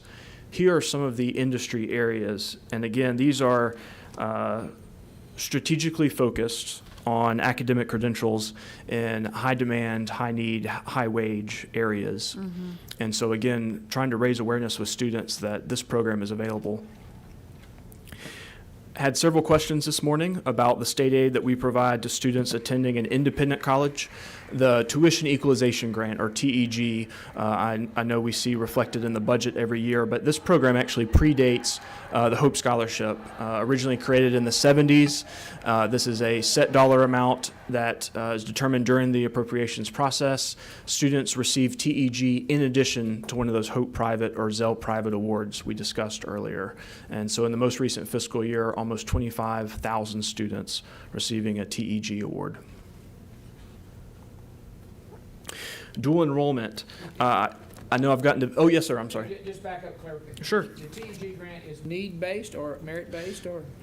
No, sir, just if you're attending an eligible post-secondary institution. All right, so you are attending an eligible post-secondary private institution. Yes, sir. Does that mean you have to be qualified for HOPE? Yes, sir, meet basic eligibility requirements, but if you had meet basic eligibility requirement for the HOPE scholarship, that would be You more receive- merit than need. Is that true? yes, sir, I need to double check on TEG eligibility if you're not also a HOPE scholar. Thank you. Circle back with you. Just verify. Thank you. Committee members, we've gotten to visit often about the dual enrollment program. As all of you know, this program continues to be a great opportunity for high school students to get a jump start on college before they even graduate high school. Our partners at SREB publish an annual state-by-state comparison, and Georgia is one of, if not the most generous dual enrollment programs in the country. As you can see, there are public institutions that cover standard undergraduate tuition, private institutions up to $250 per semester credit hour. And I would like to just, again, say thank you to our post-secondary partners. Part of the way this program works is that they waive all fees for these students, and they provide the books to make dual enrollment possible. It is not need-based, but it does help students save money on those higher education expenses. And again, essentially, students can earn up to 30 hours, so a free year of college in Georgia's dual enrollment program. Not surprisingly, we served over 71,000 students in the most recent fiscal year. What's been the growth rate on that? Tremendous. I would say 10,000 plus students growth every year. And so we'll look forward to visiting with you in January about this program as well. A subset of dual enrollment, another new innovative thing that Georgia has just launched, the Accelerated Career Education, or ACE grant. This is for 10th through 12th grade public high school students that are pursuing either an Associate of Applied Science, a diploma, a program leading to licensure, or 2 TCCs on that state high demand career list. This is specific to our technical college institutions. And I'm sure they will share more with you about the impact this program is having during your next committee meeting. But as a new program, we serve just over 1,000 students in the most recent fiscal year. While much of my remarks today have been focused on the aid we provide to students once they're at the post-secondary institution, I did want to also share a program we have that is removing a barrier to enrollment, and that's the High School Equivalency, or HSE, examination grant. I heard mention the GED earlier, also the HiSET test. So for a student that did not complete high school for whatever reason that wants to go and take that test and hopefully enroll in one of our institutions, this HSE grant is meant to pay for the test, $210, and in the most recent fiscal year, we served just over 2,000 students. Question, Mr. Chairman. I think that's a great benefit to our students who need to complete their basic credential, and it relieves the burden of them having to come up with that testing fee. In many cases, they could not even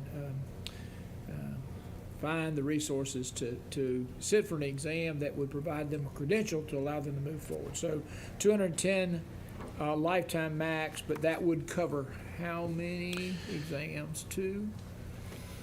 I will defer to our technical college partners, and we have increased the award amount to make sure if the test award amount changed that we were able to serve those students. Very good. Thank you. Yes, sir.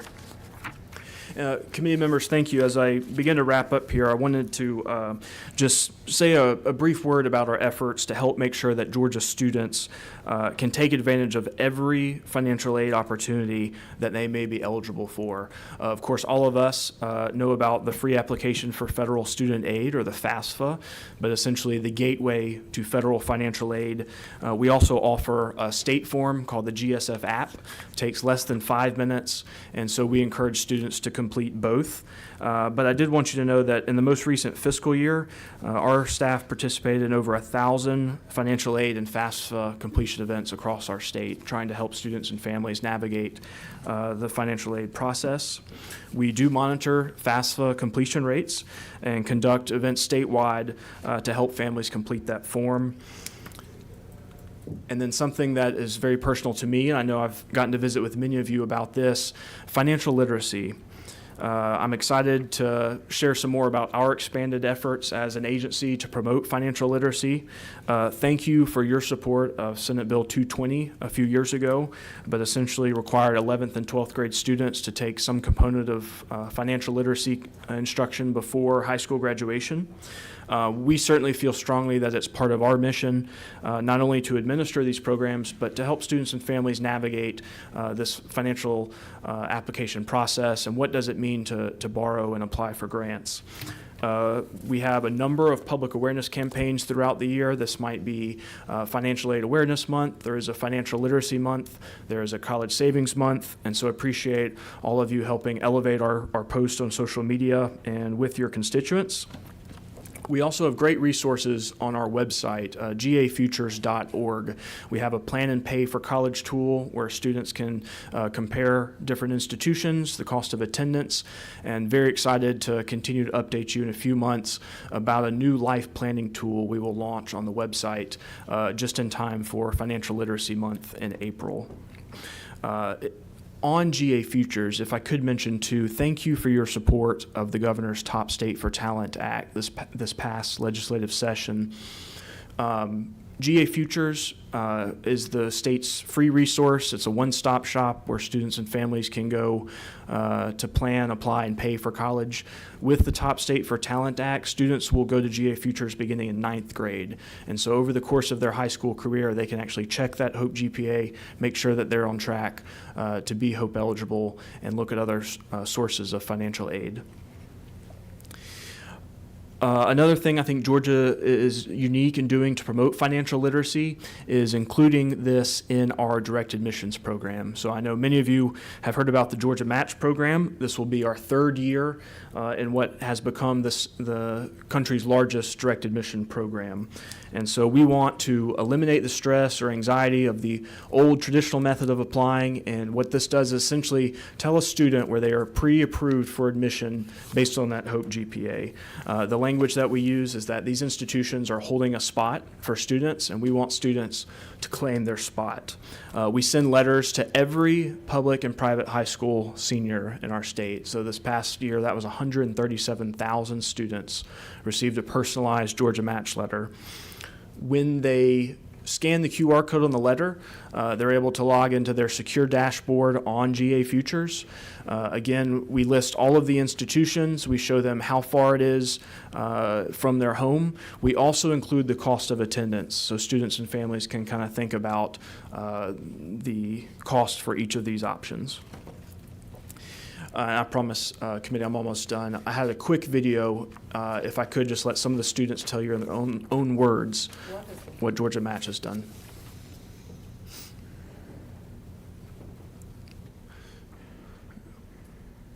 I tell you what, I will share it with committee members. And I apologize for the volume. Yes, ma'am. Is anybody in here that can pass it and troubleshoot this? Well, after you like and subscribe to Dr. Kim's YouTube page, we also have this on our YouTube page as well. Yes, sir. That's okay. No, our mouth is now watering. Okay.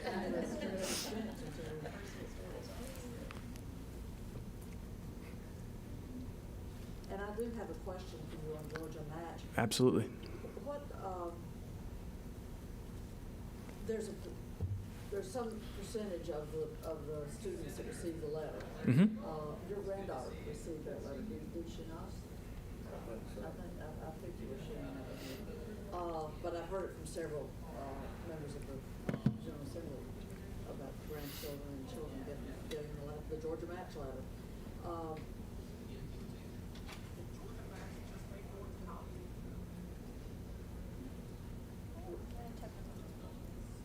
She's working on it. And do you know, there's a number of students, I don't know what the number is, you all would have that ability to tease that out, but students said we never hear from again after they get the letter, which could lead us to a demographic, arguably, of folks for whom it's just not going to work for family income. Or that they, with their limited knowledge, that's what they understand it to be. And thank you for the opportunity to talk a little bit more about that. I know a previous speaker mentioned when we talk about post-secondary and the language that we use in making sure that students know that this is an option for them.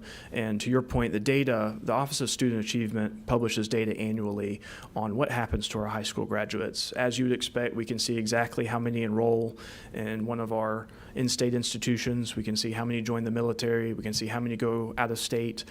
There is a percentage of those students that we don't know what happens to them, and I know that's unacceptable to all of us in this room. And one of the things I hear about Georgia Match that means the most is students receive this letter and they say, I didn't know college was possible for me. And so it led to enrollment increases at USG and TCSG. I cannot begin to estimate the impact it had on conversations around the dinner table from people saying, you know, let's talk about plans after high school. What's next for me? And so I really think it's just tremendous. There are some things that made Georgia unique in that we were able to send a letter to so many high school students and have so many participating post-secondary institutions, 45. And so I have given a lot of presentations around the country from people that want to emulate our program, and it's just very proud to be a Georgian with this one. How much is this our innovation, or are there some other states that are already doing it? I know it's occurred under Governor Kemp's leadership. Yes, there are certainly other states piloting direct admission programs. My predecessor at the podium mentioned declining high school graduation rates. And so around the country, we'll continue to see competition for talent. When I got to interact with some of you in my previous role in economic development and business recruitment, the number one concern for business owners is that talent. And we need to win this war for talent and make sure that, after being the number one state for business for over 10 years, we need to make sure we're also the number one state for talent. And so we want our Georgia students to stay here, and we'd welcome any students from our neighboring states as well. And as far as the numbers, I know when the Governor Miller first launched with the Hope Scholarship, we were losing 75% of our higher performing students were leaving the state for higher education, and within a relatively brief period of time, that became 75% staying. Is that number holding still? Do you have any I think that is a fair characterization. The way the story was told to me, our agency hosts an annual valedictorian reception, and at the mansion, Governor Miller had a yellow pad and was taking notes of where these students, these valedictorians, were going to college, and it was just unacceptable that too many of them were leaving our state. And so I certainly think the Hope Scholarship reversed that trend. Mm-hmm. Thank you. Did we get the sound up? Yay. Georgia Match just made going to college in Georgia unbelievably easy. Check it out. It just makes applying to college 10 times easier. The top said Georgia Match, and it had all these schools listed. The Georgia Match program was just kind of all up to me what I wanted to do, much less what I can and can't do. I loved it because I can apply to like any college. With Georgia Match, let them log into the portal and see all of their options. It's a genuine, joyful, motivational reaction I see from students and parents alike. I don't know why everybody doesn't use Georgia Match. I think they just want to do it the hard way. Claim your spot. Go to georgiafutures.org or ask your counselor. See you on campus. Thank you for helping me troubleshoot the volume. Absolutely. Oh, we wouldn't want to miss that. And finally, Georgia Match just made going. There we go. To conclude, committee members, I did save the best for last. By far, one of my favorite parts of our agency, and no doubt for your constituents, is our outreach team. These are dedicated professionals who are stationed around the state, whose sole mission is helping students and families navigate this college planning process. And I cannot tell you how many times these staff members send me pictures. They'll be meeting families at the Waffle House or the Dunkin' Donuts, trying to help them either complete the FAFSA, the GSF app. And so just really remarkable Georgians who care about their neighbors and just do a terrific job of helping us promote college access and financial literacy. Well, somebody's got a big job down there on the south side of Georgia. But if you are ever interested in hosting a financial aid awareness night, perhaps we could co-host with you at one of your high schools. But I know that this one of my favorite things that we do for our citizens. That's a great offer, yeah. And Madam Chair, that concludes my presentation. I'd be glad to field any questions from committee members. Thank you so much, President Green. And committee members?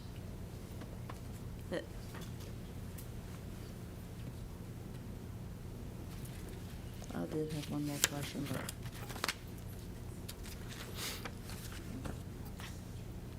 has this outreach network been in place from the onset?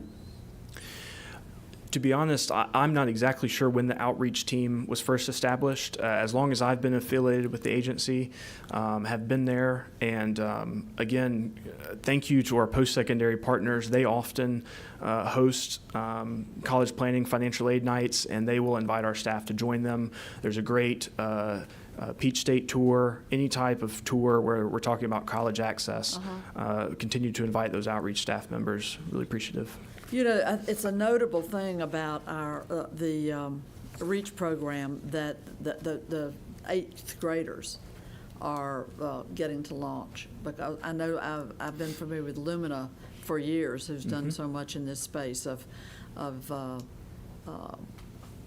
first generation college entrance and so on and so forth. And they've always stressed that getting starting that conversation in 8th grade, because it's not just a conversation with the student, it's with the families, with the elders that are going to be decisive in guiding, and who didn't have a college education. And I think that's one of the part of the secret sauce with the REACH is the early start. Absolutely. Did you have a comment, Senator?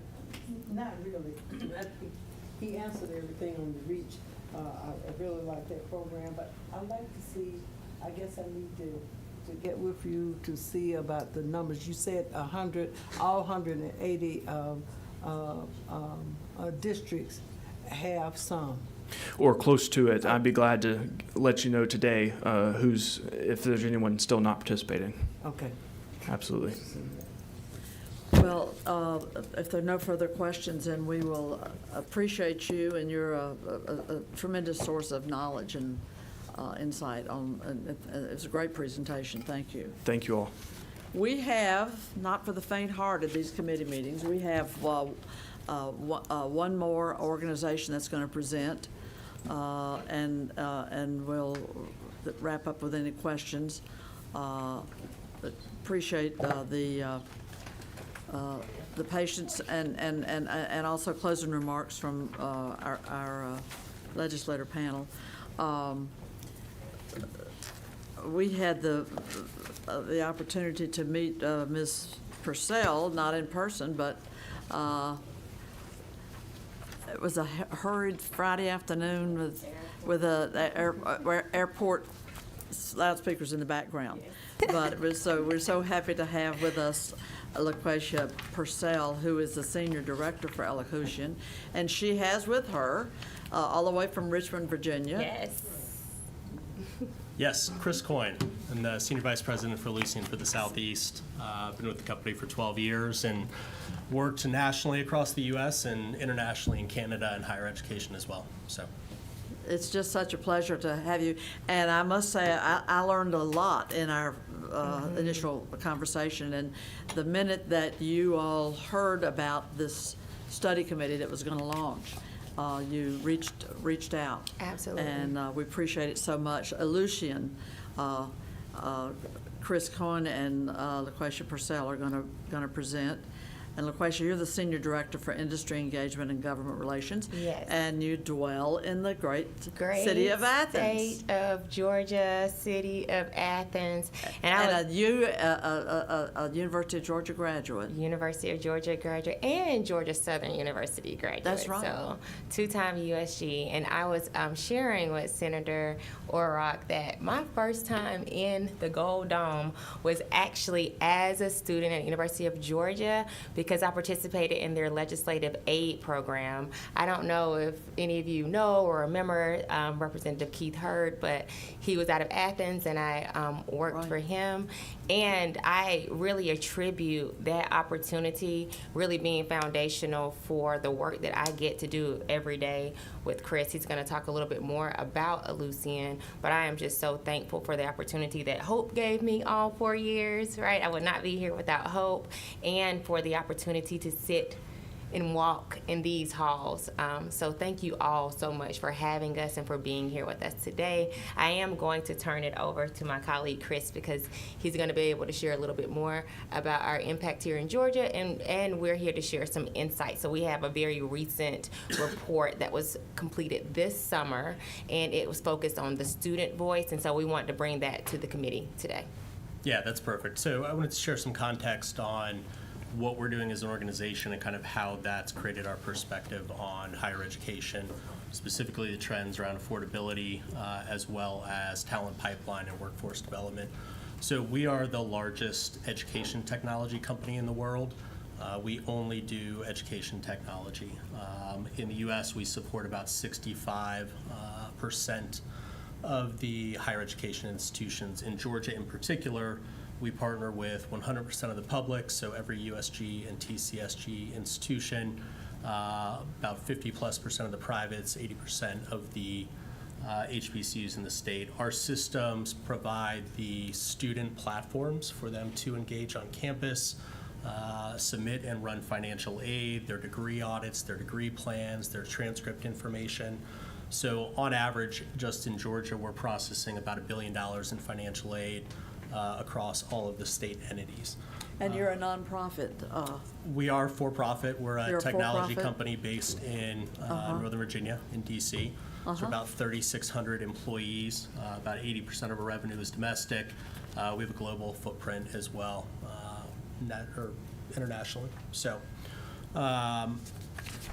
and where we have seen kind of as we look at higher ed in general, it's a shift from, and I'd be remiss too, so we work with 35 states and systems, and I think just as I sit in the room with Georgia leadership, I want to commend kind of the strategies and discussions that have been rolled out, specifically with USG, and we look at Chancellor Perdue, Commissioner Dozer at TCSG. Some of the things that have been discussed by our predecessors here are very unique to what the state is doing with REACH. Maintaining tuition flat, I think 7 of the last 10 years, looking at the Georgia Careers website, so students have that data to actually drive where they're going from a career perspective. But as I mentioned, nationally we support holistically at 100% 35 states or systems that are all focused on how they evolve higher education to drive talent throughout the state. Historically, higher education institutions were focused on retention. Georgia in particular has done a great job, excuse me, especially at USG, where you're now up over 80% at 6-year retention rates. But that focus has evolved from retention into how do we move students through the institution and into the workforce in a job that's sustainable. And then over the next couple of years, how do you consistently interact with them to recruit them back to reskill and upskill? Right, and what you're doing is creating that revenue engine in the state, but also driving economic development. So as I think President Green talked about this, as you're out meeting businesses and recruiting them, how do you show them a sustainable talent pipeline so they can move in and operationalize their investment in the state quickly? So these are just some of the systems that we're working with on that talent pipeline, standardizing on our solutions. To reduce the cost of education, but then also drive that talent pipeline into sustainable industry. Just a little background on what we've done within the state over the last couple of years, a few projects to support these initiatives. President Green talked about the Hope and Zell scholarships. Our systems support that from a data aggregation perspective. We also went through a large technology project to streamline that process over the last 4 to 5 years. So what did take students, 8 to 10 weeks to understand what their GPA calculations would be is now, 1 to 2 weeks to streamline that. Financial literacy and finances remain the #1 barrier to college graduation. So our technology platform supports the No More, Borrow Less initiative that was implemented by USG about 4 or 5 years ago, to help students really understand the impact of how much they're taking from a financial aid perspective and what their debt would look like, which I know is a hugely important discussion point that occurred earlier. TCSG is partnering with us on rolling out a platform called cross-registration. This enables students to take courses across any TCSG institution. That makes scheduling it easier. It also reduces the cost at each institution to deliver curriculum. You don't have courses where you're paying professors just with 2 to 3 headcount, and it provides revenue sharing across those organizations. So really operationalizing the platform and looking at cost reduction and then removing barriers. And I might add, from the student perspective for that, when you allow students to take courses in a short amount of time and have the quicker pathways to get into the workforce, you mitigate them dropping off because they couldn't take a course here or there, so they have to take a semester off. And so I'm just really excited about this initiative, not only, as Chris pointed out, from an operational standpoint, but when we talk about affordability and students getting to and through, having the opportunity to complete their degree or their credential quicker, the research is telling us that they're not, that lag time, they're not falling off. So that's another reason why we're, really excited about this initiative. Yeah. So I just said that.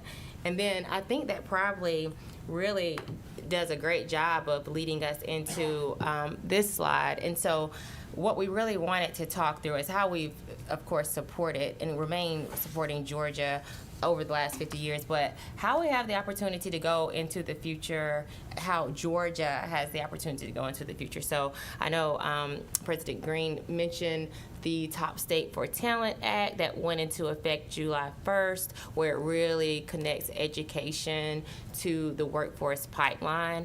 As we work across these systems and states, we are building our technology and pulling together our subject matter experts to help support these initiatives. Because as Chris pointed out, a lot of states are talking to us about this talent pipeline. Now we know Georgia is the #1 state for talent, but we are having multiple conversations around that. So we just wanted, and also with the articulation agreement between USG and TCSG with the 2+2 pathways, Lucian stands ready to support in any kind of way from a data standpoint, from a platform standpoint, as you go into the future. I heard one of the questions was asked around direct admissions and Georgia Match. I remember last year when this was launched, and so we had a conversation internally at work because we are often always talking about how we can support our systems and states. And just this year, Tennessee, Alabama, North Carolina have all launched these direct admissions initiatives, right? And so I had to let everyone know it is my great state of Georgia that did this last year, and we're seeing incredible results. So I say that to say that we are ready to support the initiatives as you roll them out, and certainly if we can provide any resources around the work that you're doing, we wanted that as well. So we provided each of you a student voice report. This student voice report was launched this summer, June. We worked with EMI Survey to survey 1,500 learners across the nation. These learners included current high school students who are looking to pursue education. It included current college students, as well as students that opted or stopped out, and students that opted out altogether. And we really wanted to learn from them about their college going experience. We wanted to know, why are you pursuing? Why are you pausing? Why are you opting out altogether? 3 stats really, or 3 points really stood out to me. One that Chris mentioned earlier, affordability is the biggest barrier. The students told us that overwhelmingly to attending colleges, and especially those stop outs. When we asked them, why did you stop out? It was all around affordability. When we talked to them about what could get them back, it was having a clear path. So they shared with us that they're really not sure how transfer credits will transfer. They don't really know the path back. They don't know if they can afford it. So having a clear path back is the feedback that they gave us. 60% of students said if they had that, they would return. And then lastly, non-degree programs. What we mean by non-degree programs is you're not your bachelor's, your associates, but those credentials, so certificates, licenses. They overwhelmingly told us that they weren't familiar with those non-degree programs, but when we explained to them what non-degree programs were, they found value in that. And so affordability being a barrier, students are willing to re-engage in higher education, and they are interested in what's the quickest, most efficient, most affordable way to get back into higher education. So you have that report in front of you, and we're happy to, dive into that even more if you need that. For the purposes of this committee meeting, I did ask our researcher to pull the Georgia-specific data points because I wanted you all to hear what the Georgia students had to say. A few points to pull out here. I'm not going to go through all of these data points, but we're going to go back to that affordability piece. Out of the Georgia, almost 60% of the Georgia students that we surveyed told us that they had to choose between paying their college bill or their college tuition. Paying their, yes. Repeat that sentence. Oh, okay. So almost 60% said that they had to choose between, at some point, paying their college tuition or their food and housing bills. So choosing between bills and college tuition. That's that 57% set that you see on the slide here in front of you. And then students, we heard earlier that there is a decline or distrust in higher education. When we spoke to the Georgia students, 66% said they plan to pursue an additional degree. Now, we do have to think about what the implications are around that, right? But there is this want or this need to upskill and reskill and have the skills that they need to pursue a high demand career. And then finally, as I mentioned, there's a lack of understanding of non-degree programs. These programs that these high demand careers are seeking, these skills that they're seeking. Not many students know how to pursue those, but once we explain to the students what those programs were, 77% of them believed that those programs would be valuable. And so I guess to summarize this slide, I'm happy to take any questions. Students, there is an affordability issue, as I think we've all been discussing here today. However, the students are telling us that they are interested in engaging with higher ed, upskilling and reskilling. We have to make that pathway clear and plain so they know how to get to and through. And then ultimately, I think there are some opportunities based off of the data to provide pathways for students, whether that is non-degree or degree.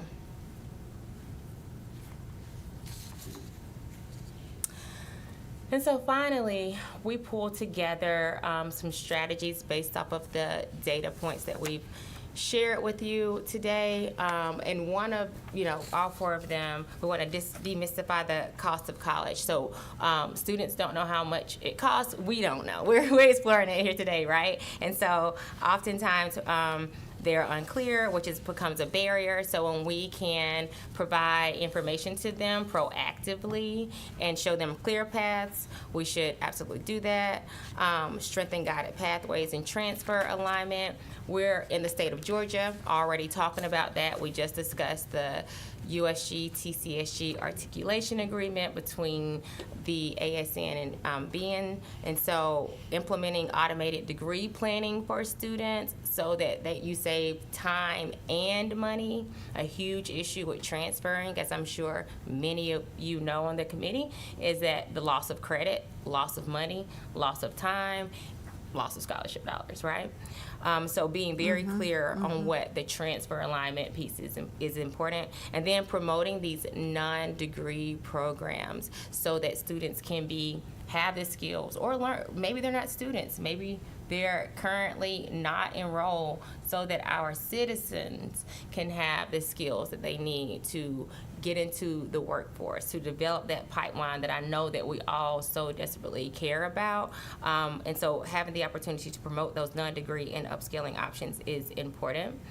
And then lastly, when we did this survey, only 15% of the Georgia students told us that they preferred totally online education. So we know that they want to be in person. It may be hybrid, it may be all in person, but we have an opportunity while we are thinking about these ways to upskill and reskill to provide these flexible options. That doesn't mean everything is online, and that may not even mean everything is in person, but we know that we need to serve the students of today who look a lot different than they have in the past. Chris, do you have anything to add? Yeah, I think all this comes down to how you're using data and how you're kind of formalizing pathways. A lot of what we're doing in other states They're even reaching further back, and they're starting in K through 12 to start marketing these skills, careers. Georgia Careers is a great website that helps students understand what their financial forecast will look like when they come out of school in a position.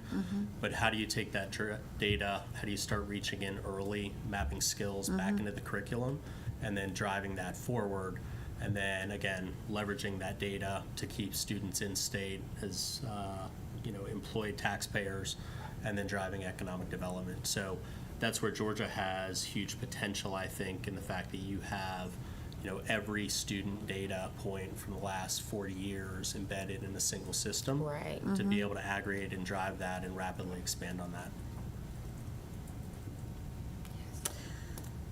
That's a deep dive into years of work that y'all have been doing here and across the nation. I was very, very glad to begin the learning curve about the way that you're impacting and the resource that you are to our students, families, employers, and higher ed professionals. Are there questions or comments? Yes, Senator. Just ask you to tease out a little bit. It could be a question for the USG to respond to, but back on slide 5, you highlighted a program at the USG called No More Borrow Less. No more what? Slide 5. Uh-huh. There was an initiative, No More Borrow Less. Can you tease that out a bit? Sure. So as kind of discussed, students had the biggest issue is the financial barrier. And what USG was seeing was that students were getting 1, 2, 3 years into their higher education careers, and they were running into financial challenges because they were borrowing too much money up front, and they were starting to see the burden that was going to create for them down the road. So they were then stopping out. So using our platform, they created this program, No More Borrow Less, to provide transparency up front on what those actual costs would be, so that students weren't going in and taking the full amount available to them and then running into debt down the road. I know as a 17-year-old, if I was offered a huge check, I would take it up front and not think through the ramifications. Right. But being able to provide that transparency and simplistic, easy to view, and what the downstream impact would be, that was that program. And my experience has been that some students don't differentiate between a grant and a loan. Right. And as a 17-year-old freshman, 18-year-old freshman, if you're offered funds, you don't necessarily think about the downstream responsibility. Exactly. So that it goes back to financial literacy and the ability for that student to make informed decisions, and really the student's parents. Yes. But it's difficult as well when you go through the FAFSA and you get that back and trying to decipher that, especially as a first-gen student, especially if English is not your primary language. Right. So the tool sets that we provide and what USG has done a great job of adopting is to be able to put that on the forefront, so the students recognize what the financial impact would be and have clear, transparent numbers. Senator Burns didn't tell us of his personal background in higher education as a college president here in our state. Done a lot. That's right. Been around a while. That's why they call me old. Old is good. We know I something. resemble We know something because we've seen I something. think there are a few of us who have been here a while. That's right. Seasoned. We appreciate the opportunity. It's been a great, 40-plus years of partnership between our company and the state of Georgia, and we look forward to continuing to support your initiatives and this particular committee. Wonderful. Well, we're very happy to have this association launched. I'm sure it's going to be productive. Great. If there are any other comments, let me thank Cindy West, who works night and day as my legislative assistant, as she also assists. I get applause for her all the time, and she doesn't realize how greatly you're appreciated. Your professionalism and your reliability is an asset beyond telling, and put together these folders with all the great information that our presenters brought to us today. We have do you want to read off the dates of the, okay. Well, the 18th of September, we'll be meeting here again. And as I said, that focus there will be on the independent colleges and the university system and the technical schools as well. We will, we got a special opportunity to visit Senator Williams' district. October 22nd, we'll be hosted at the Georgia College and State University in Milledgeville, Baldwin County.